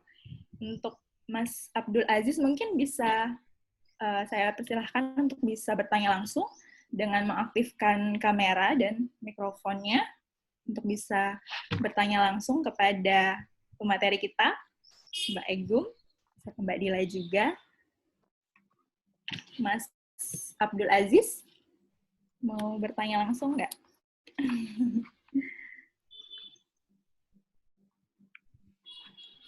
Enggak ya, sepertinya enggak ya. Oke, kita saya bacain aja ya Mbak ya? Boleh. Saya bacain aja. Jadi Mas Abdul Aziz dari Bojonegoro nanya, bagaimana cara mengatasi anak yang sudah sulit atau bahkan tidak mau belajar sama sekali saat masa pandemi ini? Oke, ini langsung dijawab atau kita kolek dulu? Boleh Mbak, langsung dijawab aja, nanti kita gantian gitu ya. Oke. Silahkan. Mas Abdul Aziz, oke, ini pertanyaan yang sangat-sangat sering muncul juga nih di meja konseling antara orang tua. Karena kan kita juga di sekolah membuka layanan konseling untuk orang tua, jadi boleh secara virtual gitu ya. Ini sangat relevan pertanyaan, gimana sih anak saya tuh pokoknya udah nggak mau belajar udah gitu. Nah itu banyak faktor ya. Pertama yang harus kita lakukan adalah sebagai orang tua observasi dulu nih ya. Sejak kapan sih anak kita begitu gitu ya, dan apa yang pemicunya. Bisa jadi ini bisa jadi berbeda ya setiap anak, tapi ini yang tren yang biasa muncul. Bisa jadi pertama karena dia melihat di lingkungan sekitarnya juga anak-anaknya ya udah main, tidak ada aktivitas belajar. Karena ketika anak-anak memang situasinya adalah selalu situasi yang kayak ya main bebas dan segala macam, ya akhirnya juga dia juga jadi hilang nih rutinitas yang tadi. Makanya kan tadi ada satu tips yang saya bilang di bagian apa yang harus dilakukan sebagai siswa itu ya, bahwa rutinitasnya harus tetap disamakan. Ya, sama seperti ketika sekolah, artinya cuman beda tempat saja. Nah, ini yang bisa menjadi salah satu pemicu. Nah, kita harus pahami dulu itu, benarkah itu yang terjadi? Dicek, apakah rutinitasnya berubah antara ketika normal dan di situasi saat ini. Nah, kemudian apakah anak-anak ini diminta belajarnya itu saat memang dia memang waktunya bermain gitu loh. Artinya gini, anak-anak itu akan benar-benar nggak mau belajar kalau nih sekarang dia lagi main game. Tiba-tiba langsung kita putus untuk ayo belajar. Itu kan transisi dari bermain game dengan euforia belajar itu kan butuh waktu ya. Jadi, nah disinilah peran orang tua coba untuk membuat transisi yang smooth gitu ke anak. Jangan ketika dia benar-benar lagi heboh main sama temannya, tiba-tiba langsung stop belajar. Itu tuh tidak mudah bagi mereka. Beda dengan kita yang dewasa. Ya, jadi harus ada ini dulu nih kesepakatan. Yang tadi juga ketika malam hari nih, misalnya sudah ada evaluasi bersama keluarga, ya besok kita mau ngapain aja, di sanalah kita bikin kesepakatan. Misalnya, Adek, besok pagi kita ngapain dulu, mandi, misalnya. Habis itu boleh ya kita olahraga dulu, sarapan bareng, main sebentar deh, berapa menit. Lalu setelah itu kita mulai sekolah, bedanya, kita sekolahnya di rumah. Berikan mereka menggunakan seragam juga. Karena akan beda euforianya ketika anak-anak kita berada di depan laptop menggunakan seragam dengan menggunakan baju tidur atau baju main. Mereka pun akan lebih siap. Nah, jadi hal-hal semacam itu bisa menjadi alternatif pilihan. Ya, nanti coba Mas Abdul Aziz coba dicek dulu apa sih yang betul-betul menyebabkan anak ini seperti itu, gitu ya. Apakah memang karena euforianya tidak disiapkan, setting tempat dan waktunya nggak pas, ya itu perlu dan buat kesepakatan bersama, ya. Kalau nanti pengen lebih detail atau jelasnya juga boleh sebenarnya. Saya tuh kadang di Instagram buka DM, terserah ada beberapa yang nanya gitu ya. Jadi kadang kalau ini saya balesin di situ. Silahkan kalau misalnya nanti perlu bertanya boleh. Di DM di Instagram boleh. Oke. Instagramnya apa, Mbak? Biar teman-teman... Oh, nanti saya tulis di chat. Iya, boleh. Nanti teman-teman mungkin ada yang mau konsultasi atau mau tanya, nah boleh banget nih. Mbak Egum sangat terbuka untuk teman-teman bisa bertanya gitu ya. Jadi bisa langsung cek di Instagramnya Mbak Egum. Dan itu tadi ya Mbak, jadi semoga pertanyaan dari Mas Abdul Aziz ini sudah terjawab ya. Jadi memang sebagai pendamping anak yang sedang belajar, kita memang sebagai orang tua ataupun siapapun yang mendamping itu memang harus ada kesepakatan dan harus disiapkan anaknya gitu ya. Nggak ujuk-ujuk tiba-tiba harus kamu gini gitu ya. Anak-anak itu perlu disiapkan dulu gitu ya Mbak ya. Betul. Oke, kita lanjut ke pertanyaan kedua. Di sini ada Mbak Devinka Junita Anggraini. Nah, ini Mbak Devinka untuk bertanya langsung, saya persilahkan mungkin mau bertanya langsung ke pemateri. Silahkan on-kan kamera dan mikrofonnya. Nah, teman-teman, Mbak Egum juga ada nulis ya Instagramnya di kolom chat, jadi teman-teman bisa cek di Instagram Mbak Egum. Mbak Devinka mau bertanya langsung kah ini? Sepertinya enggak ya. Oke, saya bacakan saja kalau begitu. Assalamualaikum, nama saya Devinka Junita Anggraini, asal dari Prabu Mulih. Izin bertanya, Kak, bagaimana seharusnya standar dan prosedur yang tepat untuk memastikan bahwa kualitas pendidikan yang diterima peserta didik tidak akan berkurang selama kebijakan belajar dari rumah. Sedangkan, masih banyak yang memiliki kendala bagaimana keterbatasan infrastruktur jaringan, dan juga tidak sedikit sekolah yang menjalankan perintah belajar di rumah secara daring terkesan ala kadarnya saja, sehingga berdampak pada penurunan kualitas pembelajaran yang diterima peserta didik. Jadi mungkin intinya gimana agar apa ya Mbak, proses pembelajaran via daring itu kualitasnya tuh tidak menurun ya, tersampaikan ke peserta didik gitu. Nah, boleh Mbak Egum silahkan. Oke, ini memang agak susah-susah sulit jawabnya ya, karena even yang di istilahnya kita sama-sama tahu lah Jakarta gitu ya, kita anggap sebagai wah di sana mah lebih even di sini pun masih terkendala Mbak Ade. Maksudnya artinya kalau kita mau menyeragamkan gitu tuh ya, banyak juga sekolah-sekolah yang masih kesulitan. Kami pun terus tetap kayak learning management sistemnya diperkuat lagi, yang tadinya apa namanya misalnya perpusnya kan kita juga punya perpus yang online gitu ya, yang emang dari sekolah itu kita perbanyak lagi dan segala macam. Jadi emang semuanya tidak mudah. Nah, bagaimana caranya? Yang pertama adalah ini. Pertama kita buat dulu kebijakan, kita buat dulu kesepakatan. Ini internal sekolah itu sangat penting perannya. Artinya, memang dari pemerintah sudah ada nih anjuran. Tapi kan anjurannya juga tidak clear harus A, B, C, D, E. Ada hal-hal yang diserahkan, dikembalikan lagi di sekolah masing-masing sesuai dengan kebutuhan sekolah. Sesederhana kurikulum, bukan sesederhana ya, seperti kurikulum saja, kita kan dibebaskan, artinya dalam tanda kutip memilih mau pakai yang mana nih, apakah yang sudah disederhanakan oleh dari pemerintah atau ada juga penyederhanaan secara mandiri yang disesuaikan dengan kebutuhan. Nah, artinya mulai dulu nih, gimana caranya mulai dulu, sistemnya dulu nih yang harus disepakati di sekolah. Durasi belajarnya mau kapan, kemudian lakukan assessment juga terhadap apa? Terhadap kesiapan siswa kita, terhadap kesiapan guru kita, juga orang tua. Nggak bisa kita membuat satu kebijakan kayak misalnya ya udah semuanya pakai Zoom. Oke, kita lihat juga apakah orang tua anak-anak kita ini siap dengan itu, gitu ya. Nah, jadi awalnya selalu dari sistemik dulu, dari kebijakan dulu. Nah, kemudian apa yang dilakukan setelahnya, cek nih, guru-guru kita ini apakah betul sudah mulai IT. Nah, kadang nih, oke, tahu Zoom, ikut acara kayak gini, tahu caranya masuk ke link Zoom, tapi menjadi host belum tentu tahu caranya. Mau bikin breakout room, membuat anak jadi berkelompok diskusi, belum tentu tahu caranya. Nah, sehingga perlu juga ada percepatan pembelajaran di internal guru-guru kita. Artinya guru-guru kita dilatihkan, misalnya hari ini kita belajar jadi host di Zoom. Jadi tahu caranya nge-breakout room tuh gimana sih? Tahu caranya membiarkan anak untuk berdiskusi berdua, bertiga tuh gimana sih? Nah, itu penting. Termasuk juga penggunaan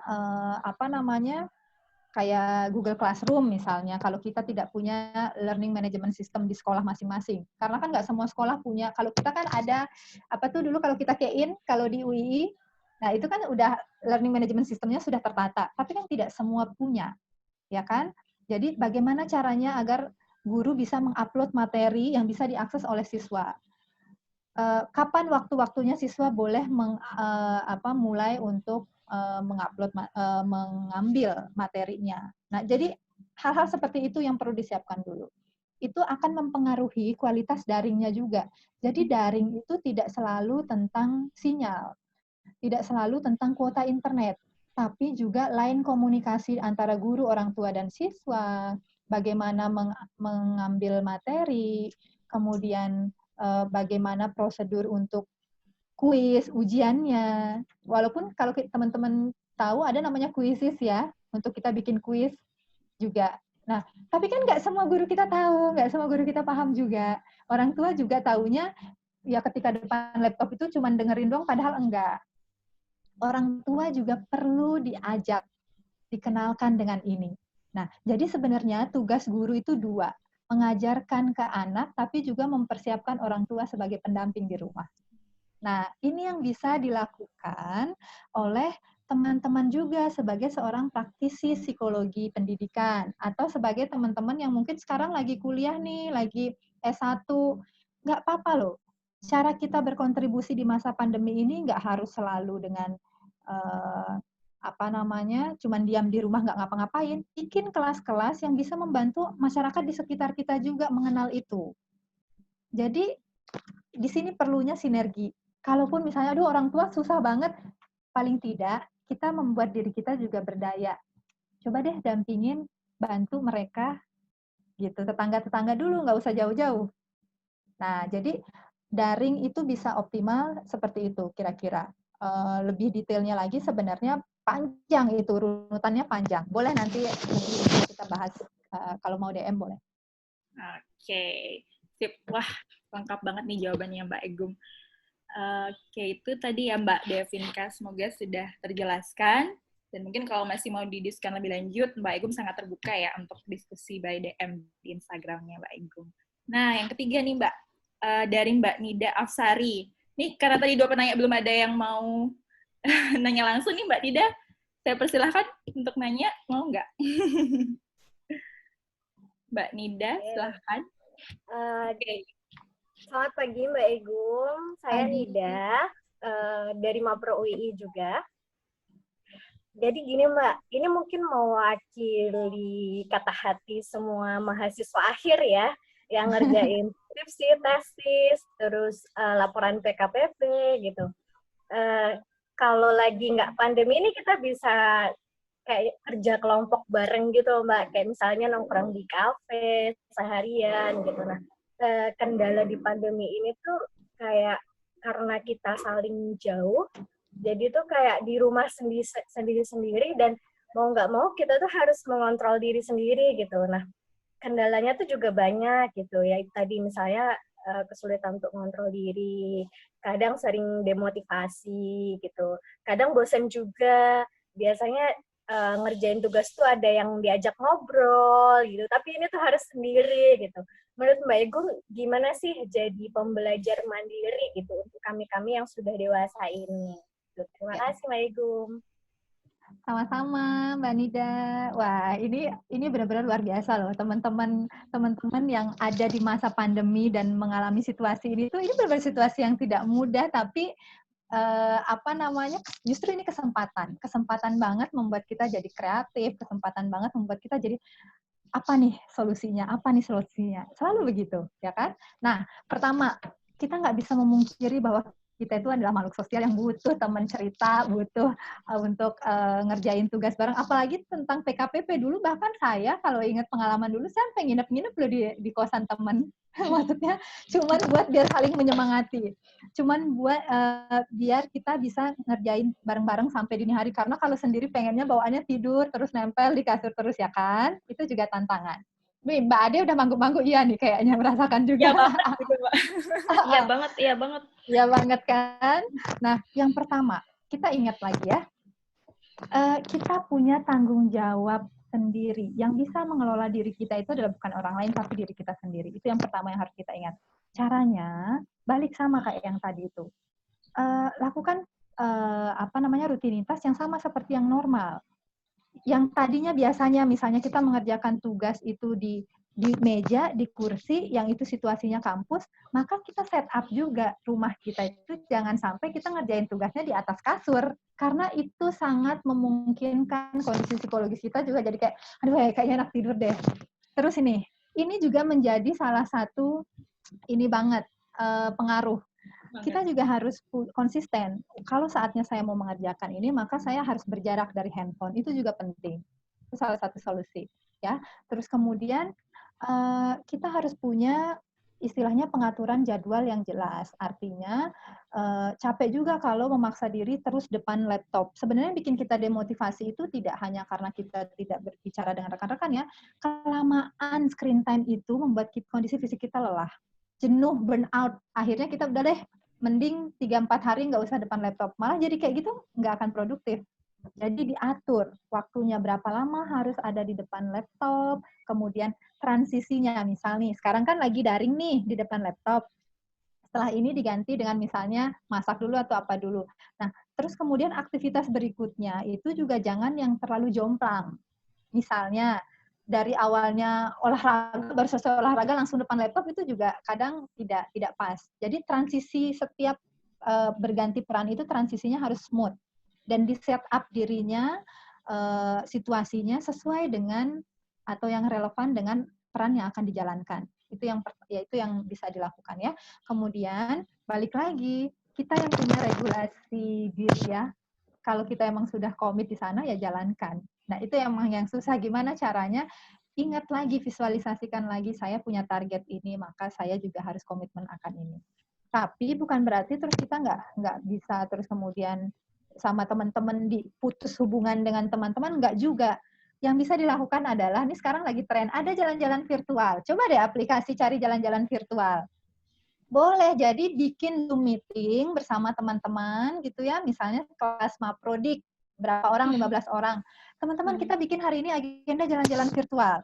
Nah, itu juga cara kita untuk merilis emosi, nggak usah bahas tentang PKPP, nggak usah bahas tentang tugas, tapi benar-benar pure untuk refreshing.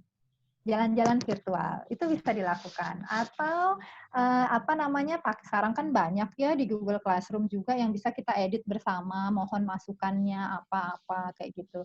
Jadi tidak fokus hanya secara individu, tapi coba jalin komunikasinya, bikin project bareng yang itu tidak juga tentang tugas, jalan-jalan virtual dan seterusnya. Ya, itu bisa menjadi tips. Mungkin bisa dari Mbak Dila kali ini.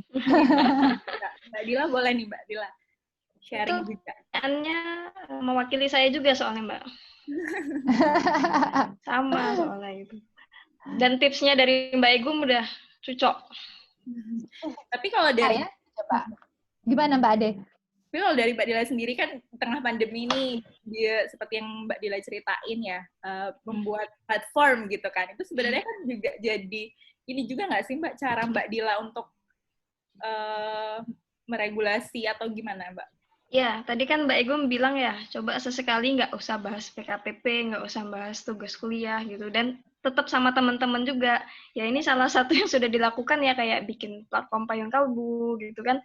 Itu kan sama teman-teman juga gitu. Jadi memang ya benar banget, yang biasanya ketemu langsung jadi nggak ketemu langsung kan nggak enak, cuman pasti ada cara, ada solusi kayak gitu. Oke, jadi bisa ke situ juga ya, malah jadi lebih bermanfaat banget nih buat diri sendiri, buat orang lebih banyak gitu ya. Nah, gitu Mbak Nida, gimana komentarnya? Mbak Egum, terima kasih. Cukup membantu. Sudah terjawab ya Mbak Nida ya. Oke, Mbak. Kita lanjut ke pertanyaan selanjutnya ya. Dari Mbak Fadila Farah Dila. Dari Makassar. Pertanyaannya, bagaimana cara meningkatkan responsibility kepada orang yang memiliki self-esteem yang rendah terlebih lagi di tengah pandemi ini, sehingga membuat mereka tidak dapat beradaptasi atau merespons secara efektif terhadap tuntutan, karena diri mereka melihat tingkat harga diri yang rendah. Responsibility kepada orang yang memiliki self-esteem rendah. Itu gimana, Mbak? Bentar, saya tuh belum mendengarkan Mbak Dila. Mau Mbak Dila dulu apa saya dulu nih? Mbak Egum aja dulu, Mbak. Oke. Ya, self-esteem ya, perasaan berharga dan segala macam. Tapi emang iya loh, kadang tuh nggak cuma self-esteem, self-efficacy itu juga kayaknya saya perhatikannya yang tadinya, ini realita yang ada di lapangan. Yang tadinya siswa kita tuh sebenarnya secara kapasitas kognitif dia oke, dan biasanya juga berprestasi. Cuman karena kondisi pembelajaran daring kayak gitu-gitu tuh kan ada hal-hal yang memang jadi tidak efektif, kurang efektif, yang itu berpengaruh terhadap pemahamannya juga dalam proses pembelajaran dan segala macam. Akhirnya dia juga ada perasaan yang kayak, duh kayaknya saya beneran nggak pinter deh. Gitu loh, ada perasaan kayaknya saya nggak mampu deh. Jadi emang keyakinan terhadap kemampuan yang dia miliki juga akhirnya menurun. Walaupun sebenarnya secara aslinya gitu ya, kapasitas kognitifnya oke, sebenarnya dia ini hanya saja di kondisi yang seperti ini akhirnya pembelajaran yang kurang efektif itu membuat dia juga jadi melihat bahwa ternyata tidak mudah. Nah, ini yang juga perlu kita lakukan, ada pendampingan psikologis tuh di sini esensinya. Jadi yang dilakukan di ke siswa kami itu adalah kami juga bertanya, ada sesi di mana apa sih kendalanya dan segala macam. Terus dalam sesi itu kita meyakinkan mereka untuk jadi merasa berharga kembali, jadi merasa yakin juga. Jadi self efficacy dan self esteemnya harapannya meningkat gitu ya. Salah satu caranya adalah kalau yang kaitannya tadi dengan biar dia yakin, dia diminta untuk flashback lagi. Apa saja sih capaian-capaian yang sudah dia peroleh? Ya, kemudian dilihat sudah sejauh mana sih dia menghadapi tantangan-tantangan yang berat itu. Buktinya dulu dia bisa melewati itu, gitu. Nah, dan sekarang harusnya gitu ya, dia juga men-challenge dirinya bisa melewati fase ini. Gitu. Jadi karena kan yang membuat orang jadi merasa kadang tidak yakin dengan kemampuannya atau perasaan berharganya juga jadi turun gitu ya, low self esteem itu juga karena dia melihat dirinya tidak berdaya. Dia melihat dirinya, oh iya kok aku nggak sebaik dulu gitu. Nah, itu yang perlu diajak memahami bahwa ini adalah situasi yang tidak normal, sehingga respon-respon ketika dia jadi demotivasi, ada perasaan tidak berdaya itu wajar muncul. Wajar munculnya itu karena apa? Karena memang kondisi ini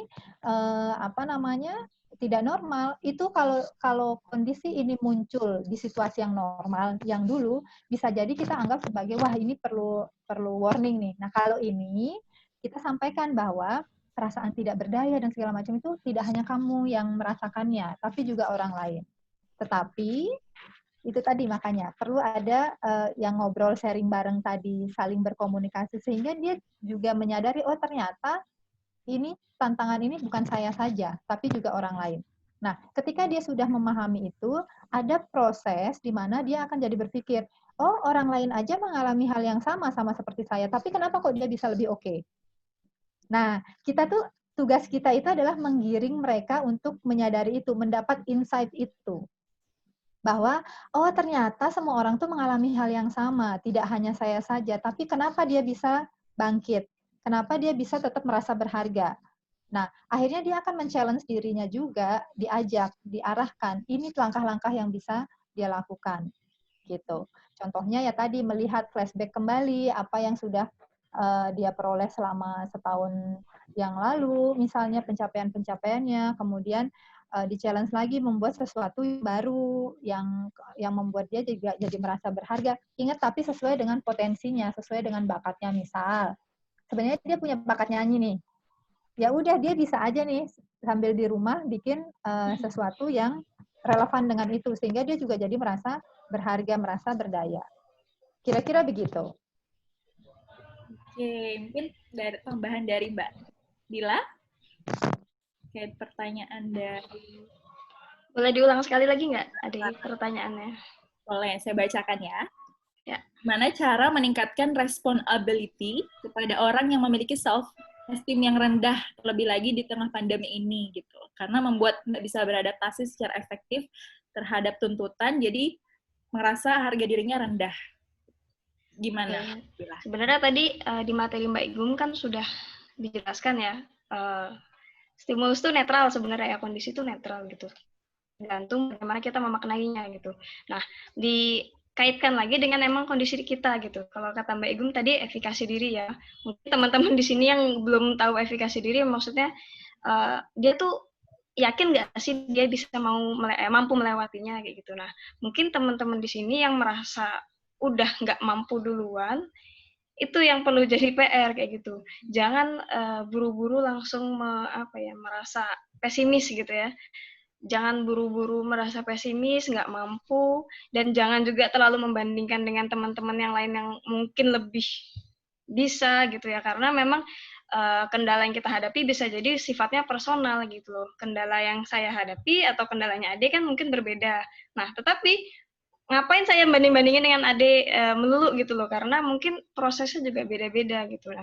Mungkin kalau misalnya sering bandingin kayak gitu yang membuat kita semakin ngerasa nggak mampu melewatinya kayak gitu. Jadi fokus ke diri sendiri, benar kata Mbak Igum, apa yang bisa kita lakukan sesuai dengan kondisi kita, sesuai dengan kemampuan kita, minatnya kita bisa jadi. Misalnya nih, ada yang akhirnya jadi berwirausaha gitu ya. Mungkin bagi saya gitu ngelihat orang berwirausaha ya sudah gitu, saya sadar diri mungkin memang nggak berminat di situ atau memang ada kegiatan lain yang memang itu sesuai dengan minat saya gitu, kayak menulis kayak gitu. Jadi itu untuk bisa kita lebih percaya mau melewatinya, mampu melewatinya dengan itu. Fokus ke diri sendiri, nggak terlalu membandingkan dengan orang lain.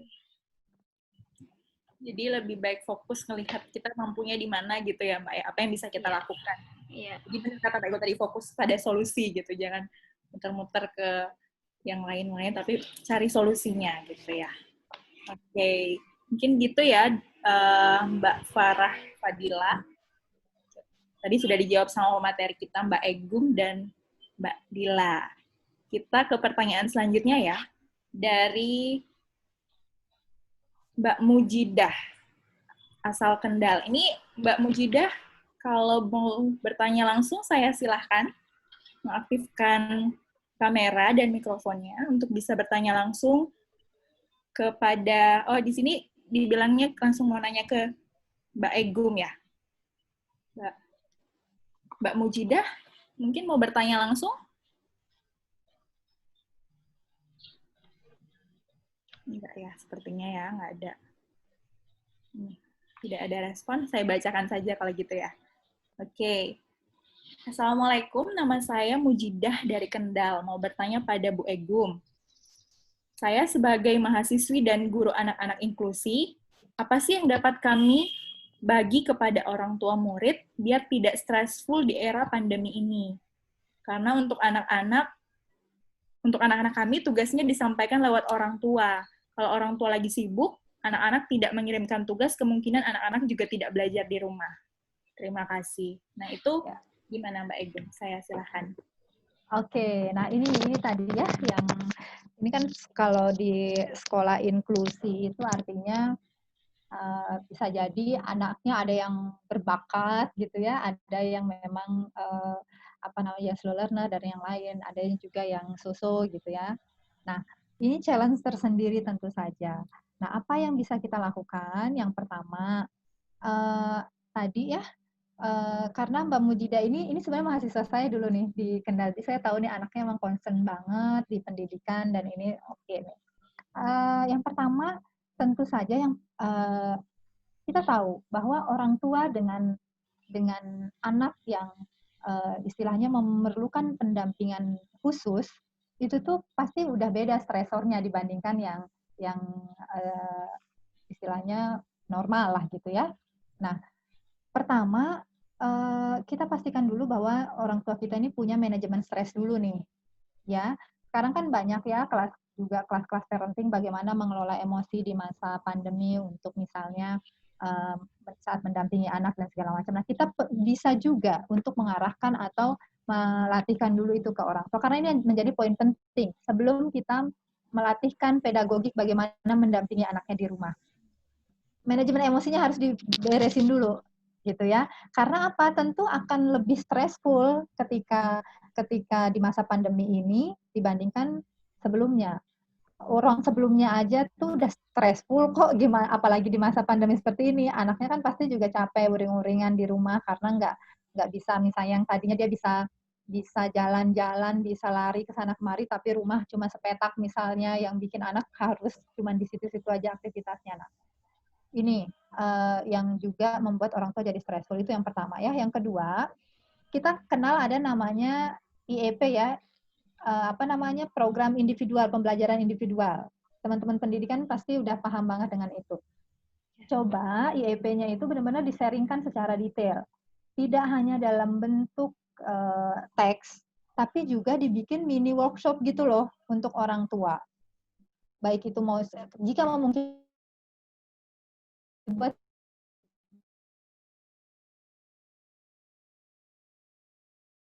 dalam target pembelajarannya juga jangan yang ngoyo tadi, tapi yang diintegrasikan dengan aktivitas anak-anak sehari-harinya.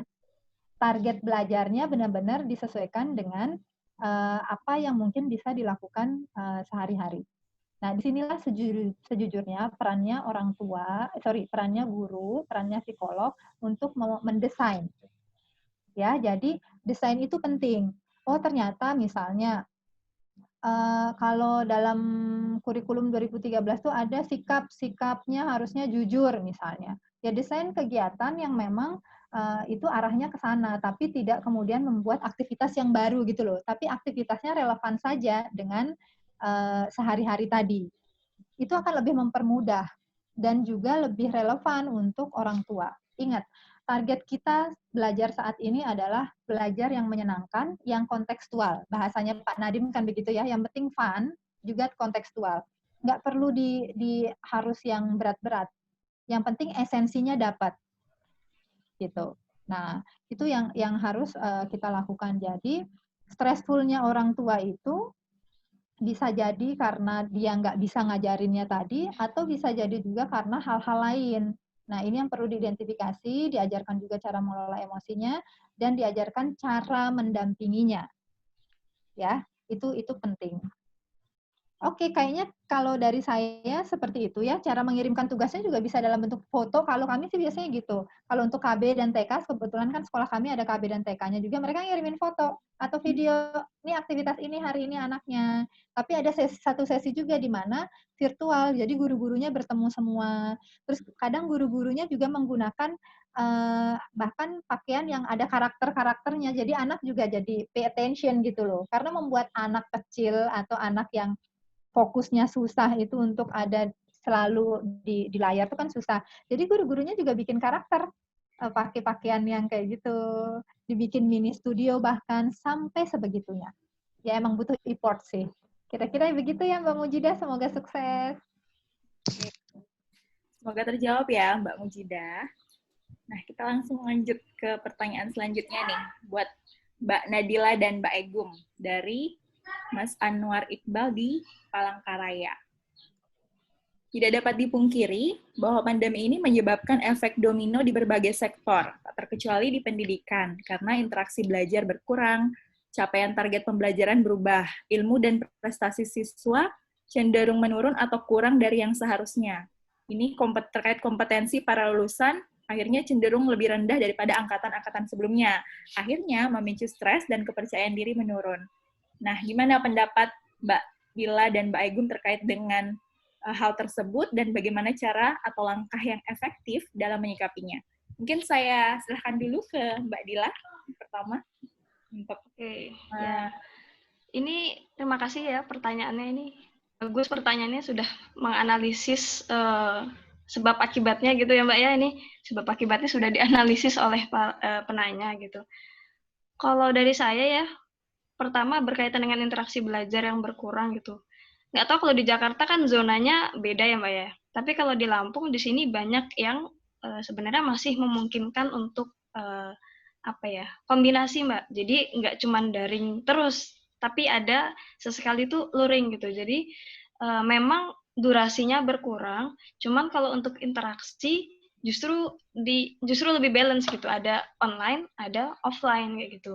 Nah, kalau untuk capaian target, memang mungkin ini ya PR juga bagi guru gitu, bagi pihak sekolah untuk mengevaluasi yang mana yang penting gitu ya, kompetensi yang perlu didapatkan anak, yang mana yang penting benar-benar disederhanakan gitu. Cuman memang kurikulum yang disederhanakan aja dari Kemendikbud aja mungkin belum detail banget. Ini juga tantangan bagi guru, bagi sekolah, apa benar sih anak-anak ini sudah mencapai target yang seharusnya atau enggak. Tapi intinya gitu, kalau interaksi sebenarnya di zona tertentu itu bisa diakalin, intinya kayak gitu. Sudah bisa diakalin, anak-anak sesekali bisa ketemu, tapi juga online. Dan itu memang perlu ini sih ya, memang kalau misalnya ada kendala kayak kuota, kalau di Lampung ini banyak banget kendala kayak gitu Mbak, misalnya di pedesaan kayak gitu ya, nggak dapet sinyal atau gadgetnya juga nggak mumpuni misalnya kayak gitu ya. Ya itu sebisanya, misalnya pas dateng waktu luring itu ya dikumpul tugasnya, sesekali juga di review per orang, bisa juga personal gitu. Jadi nggak semuanya online gitu. Jadi itu mungkin lebih tercapai malahan, jadi jatuhnya kayak private juga kalau memungkinkan gitu. Jadi nggak klasikal, ada yang paham, ada yang enggak. Kemudian ini kompetensi para lulusan ya. Ini mungkin lebih ke mahasiswa ya. Nanti yang ini dijawab Mbak Egum ya Mbak ya. Untuk kompetensi para lulusannya kayak gitu. Karena saya juga masih mahasiswa gitu. Nanti nggak tahu juga nanti ini dari HIMSI gimana juga ya. Kemudian memicu stres dan kepercayaan diri. Ya, itu tadi pentingnya kita bisa mengelola diri kita, karena respon kita itu juga berpengaruh terhadap nanti stres atau tidaknya kita, bisa efektif atau enggak coping stres kita. Mungkin dari saya begitu, Mbak. Oke, terima kasih Mbak Dila. Silahkan Mbak Egum. Oke, ini luar biasa nih, Anwar Iqbal dari Palangkaraya. Salam kenal Anwar Iqbal. Oke, tentu saja tadi kan Mbak Dila bilang ya ada daring, ada luring. Di sini juga luringnya gitu Mbak Dila. Jadi offline, tapi ada project yang harus mereka buat seperti itu. Nah, bagaimana tanggapannya in general ya terkait ini? Interaksi belajar tatap muka memang berkurang, tetapi saya rasa kita bisa kok tidak mengubah esensi belajar. Jika kita sudah benar-benar mengajak orang tua sebagai mitra. Bedanya cuma di tempatnya saja. Bedanya di tempatnya di rumah. Begitu. Nah, tapi gimana orang tua kan belum tentu betul-betul bisa ngajarin sebagaimana itu. Ya memang begitu realitanya sekarang. Maka yang bisa kita lakukan adalah mencoba meminimalisir hal-hal itu tadi. Paling tidak ada namanya kita nyebutnya newsletter kalau di tempat kami. Jadi setiap minggu tuh ada report yang diberikan ke orang tua. Ini loh aktivitasnya seminggu ini. Di hari ini ngapain aja target, dan dari aktivitas itu sebenarnya target yang mau dicapai apa sih, dan orang tua boleh mengembangkan caranya sendiri. Yang penting esensi target itu tercapai. Nah, ini yang perlu disepakati nih oleh guru, oleh sekolah. Kompetensi dasar mana yang mau dicapai. Nah, itu yang perlu, artinya sebenarnya bisa saja. Ini hanya perkara sistem, hanya perkara cara. Gitu ya. Nah, interaksi secara langsung memang berkurang, tapi interaksi secara langsungnya digantikan perannya oleh orang tua atau pengasuh. Atau kalau ada juga nih cara menarik, kalau di tempat kami itu ada juga kan yang misalnya kadang kakak beradik ya, kakaknya SMA, adiknya SD. Kadang kita memberikan peran kepada kakaknya untuk yang di SMA nih. Kadang kan karena kita ada penilaian sikap juga. Di penilaian sikap itu, sikap diproaktif misalnya, itu tuh diberikan peran untuk mendampingi adiknya. Jadi hal-hal semacam itu yang bisa diintegrasikan. Nah, capaian target pembelajaran berubah, iya, pasti berubah. Kita nggak bisa memaksakan diri melakukan capaian yang sama ketika di situasi normal. Makanya kemudian keluarlah kebijakan dari Pak Nadiem. Bahkan kita sebenarnya boleh kan kemarin disebutkan dalam peraturan itu membuat kurikulum yang disederhanakan secara mandiri. Saya juga punya nih file yang terkait dengan untuk bahasa Indonesia kompetensi dasarnya untuk kelas 1, 2, 3 itu penyederhanaannya kayak apa itu juga ada. Teman-teman bisa download, sudah ada, sudah keluar. Nah, itu bisa menjadi juga yang dilakukan oleh guru. Capaian target pembelajaran berubah pasti. Nah, ilmu dan prestasi siswa cenderung menurun atau kurang dari yang seharusnya. Saya rasa justru di saat ini banyak ilmu-ilmu baru yang diperoleh oleh siswa. Yang tadinya dalam kondisi normal, ya udah cara belajarnya cuma gitu-gitu doang. Pemahaman siswa tentang proses belajar itu mungkin lebih sempit. Di kondisi tidak normal ini justru mereka jadi lebih kreatif, lebih tahu, oh ternyata saya bisa loh bikin tugas modelnya YouTube, saya bisa loh bikin tugas modelnya seperti ini. Nah, ini mindset kita juga yang harus diubah, yang harus diperluas. Justru bukan mengurangi, saya rasa. Kalau cara kita tepat, arahnya jelas, justru ini kesempatan kita membuat anak-anak kita yang ada di proses pembelajaran PJJ ini justru lebih kreatif dibandingkan mungkin yang dulu-dulu. Nah, secara umum kesannya kayak mungkin kompetensinya kurang dibandingkan yang lain, padahal enggak loh. Bisa jadi mereka jauh lebih matang problem solving-nya, lebih matang kreativitasnya. Karena apa? Karena betul-betul dihadapi dengan tantangan. Kalau dia melewati fase itu, menjalankan prosesnya, saya rasa akan jadi lebih oke. Nah, tapi kita juga tidak menutup mata. Banyak yang pada akhirnya jadinya tidak melewati itu. Dan sangat mungkin, betul katanya Mas Anwar Iqbal, sangat mungkin ada juga kompetensi-kompetensi yang tidak tercapai. Nah, disinilah yang saya bilang kita harus bekerja bersama-sama. Ya, terus kemudian prestasi siswa cenderung menurun. Ya, bisa jadi seperti itu. Tapi sekarang kalau kita mau lihat, banyak sekarang olimpiade-olimpiadenya pun dijadikan online, gitu. Jadi Ada banyak ya, Mbak cara. ya? Ada, banyak sekali. Jadi OSN gitu ya, Olimpiade-Olimpiade Nasional itu pun dilakukan secara online sekarang. Sistemnya juga sedang diinikan. Kebetulan di tempat saya kan benar-benar intensif untuk yang Olimpiade dan segala macam. Kita ngelihat yang biasa digunakan oleh pemerintah di Indonesia, baik itu nasional maupun internasional, tetap terlaksana dan itu secara online. Jadi balik lagi, kita mau mencari informasi nggak? Kita mau bergerak nggak? Itu kuncinya. Kalau kita hanya melihat, aduh ini susah, ini tuh, aduh nggak ada kuota, nggak ada ini, nggak ada itu, benar saja kita nggak akan berkembang.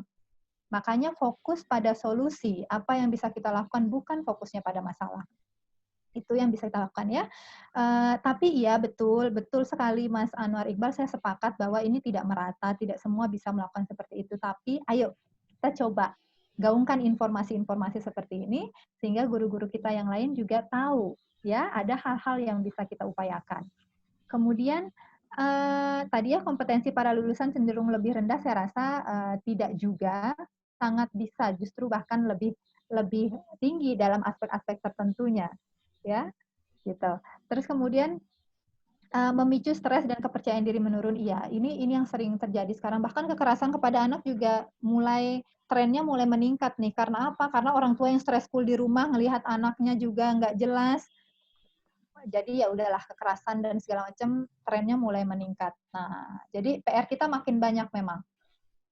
Terus kemudian bagaimana langkah-langkah efektif dalam menyikapi hal tersebut? Yaitu tadi ya langkah-langkahnya, ayo kita secara individu dulu berubah, coba melihat situasi ini dengan di sisi positifnya, kemudian sebarkan emosi positif itu kepada lingkungan sekitar kita, kontribusikan apa yang bisa kita kontribusikan. Contoh, kalau Anda adalah psikolog pendidikan misalnya, bikin kelas-kelas untuk orang tua, untuk guru, bagaimana mengidentifikasi siswa secara kondisi psikologisnya itu seperti apa misalnya.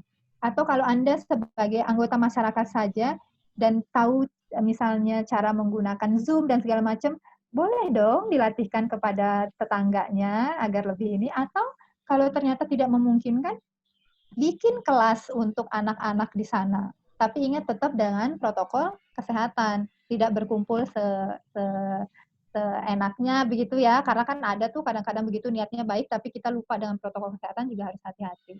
Jadi semua harus berkontribusi, semua harus bergerak bersama-sama. Gitu ya. Oke, sip. Wah, mantap sekali Mbak Egum. Teman-teman, itu tadi pertanyaan terakhir ya, soalnya kita juga kayak udah lebih banyak nih waktunya. Oke, kita selanjutnya masuk ke sesi ini ya, yang terakhir, sesi foto bersama. Sebelum kita mengakhiri acara kita hari ini, teman-teman boleh silahkan mengaktifkan kamera, mikrofonnya, kita foto bersama dulu dengan pemateri kita hari ini. Di sini saya sudah men-on-kan, sembari saya tunggu ya teman-teman untuk men-on-kan kameranya, boleh silahkan. Nanti akan saya hitung untuk fotonya ya, teman-teman bisa nyiapin diri dulu. Nah, di tempat saya ini ada 2 slide. Oke, yang slide kedua ini masih tidak ada yang on kan di kameranya. Gini ya, oke. Saya mulai ya teman-teman ya. Slide pertama, senyum. 1, 2, 3. Oke, sekali lagi ya. 1, 2, 3. Oke, slide kedua. 1, 2, 3.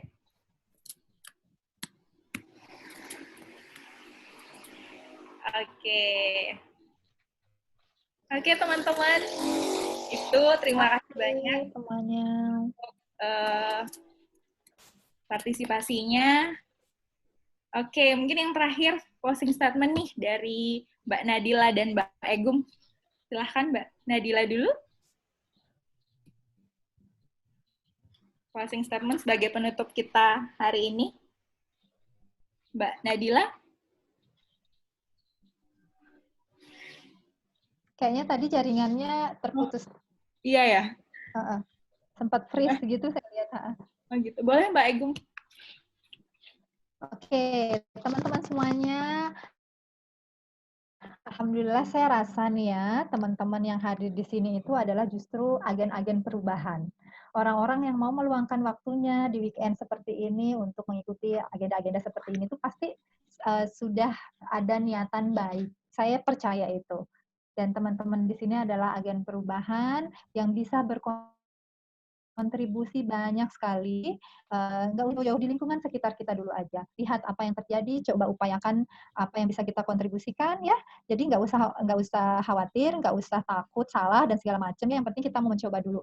Bagi teman-teman yang misalnya ada kendala dan lainnya dan ingin misalnya sharing lebih lanjut, boleh saja nanti DM saya. Insya Allah saya akan upayakan jawab dan buka. Tapi kadang-kadang slow respon ya teman-teman, mohon maaf. Tapi saya akan upayakan cek satu-satu dan menjawab DM teman-teman. Feel free untuk bertanya dan dialog bersama ya. Terima kasih banyak. Semoga bermanfaat dan berkah. Amin. Amin. Terima kasih banyak Mbak Egum untuk sharing dan pengalaman dan ilmunya hari ini. Mungkin Mbak Dila udah ini sebagai closing statement, Mbak Dila. Oke, closing ya? Ya, closing statement tadi Mbak Egum sudah. Mbak Egum sudah ya? Ya. Oke, siap. Nggak usah banyak-banyak. Terima kasih teman-teman. Kita bareng-bareng, bangkit bareng, menjadi tangguh bersama. Kita melewati fase-fase ini, jadikan momen-momen ini sebagai justru ya untuk pengembangan diri kita, development kita. Gitu. Jadi tetap semangat, selalu bersyukur, dan jangan lupa berdoa. Siap? Oke, terima kasih Mbak Dila, terima kasih Mbak Egum. Kita sampai di ujung acara kita hari ini. Terima kasih banyak untuk pengalamannya yang sangat sharing pengalaman dan ilmunya yang sangat banyak, komprehensif. Saya juga banyak belajar banget nih hari ini gitu ya, terkait dengan proses pendidikan di tengah pandemi ini. Gitu. Oke, teman-teman, untuk saya ingatkan, teman-teman jangan lupa mengisi link evaluasi ya bagi yang ingin mendapatkan sertifikat. Link evaluasinya sudah kami share di grup, maksud saya di kolom chat Zoom. Silahkan teman-teman isi. Kemudian nanti untuk materi hari ini akan kami kirimkan, dan untuk sertifikat dan materinya itu akan kami kirimkan paling lambat 1 minggu setelah acara gitu.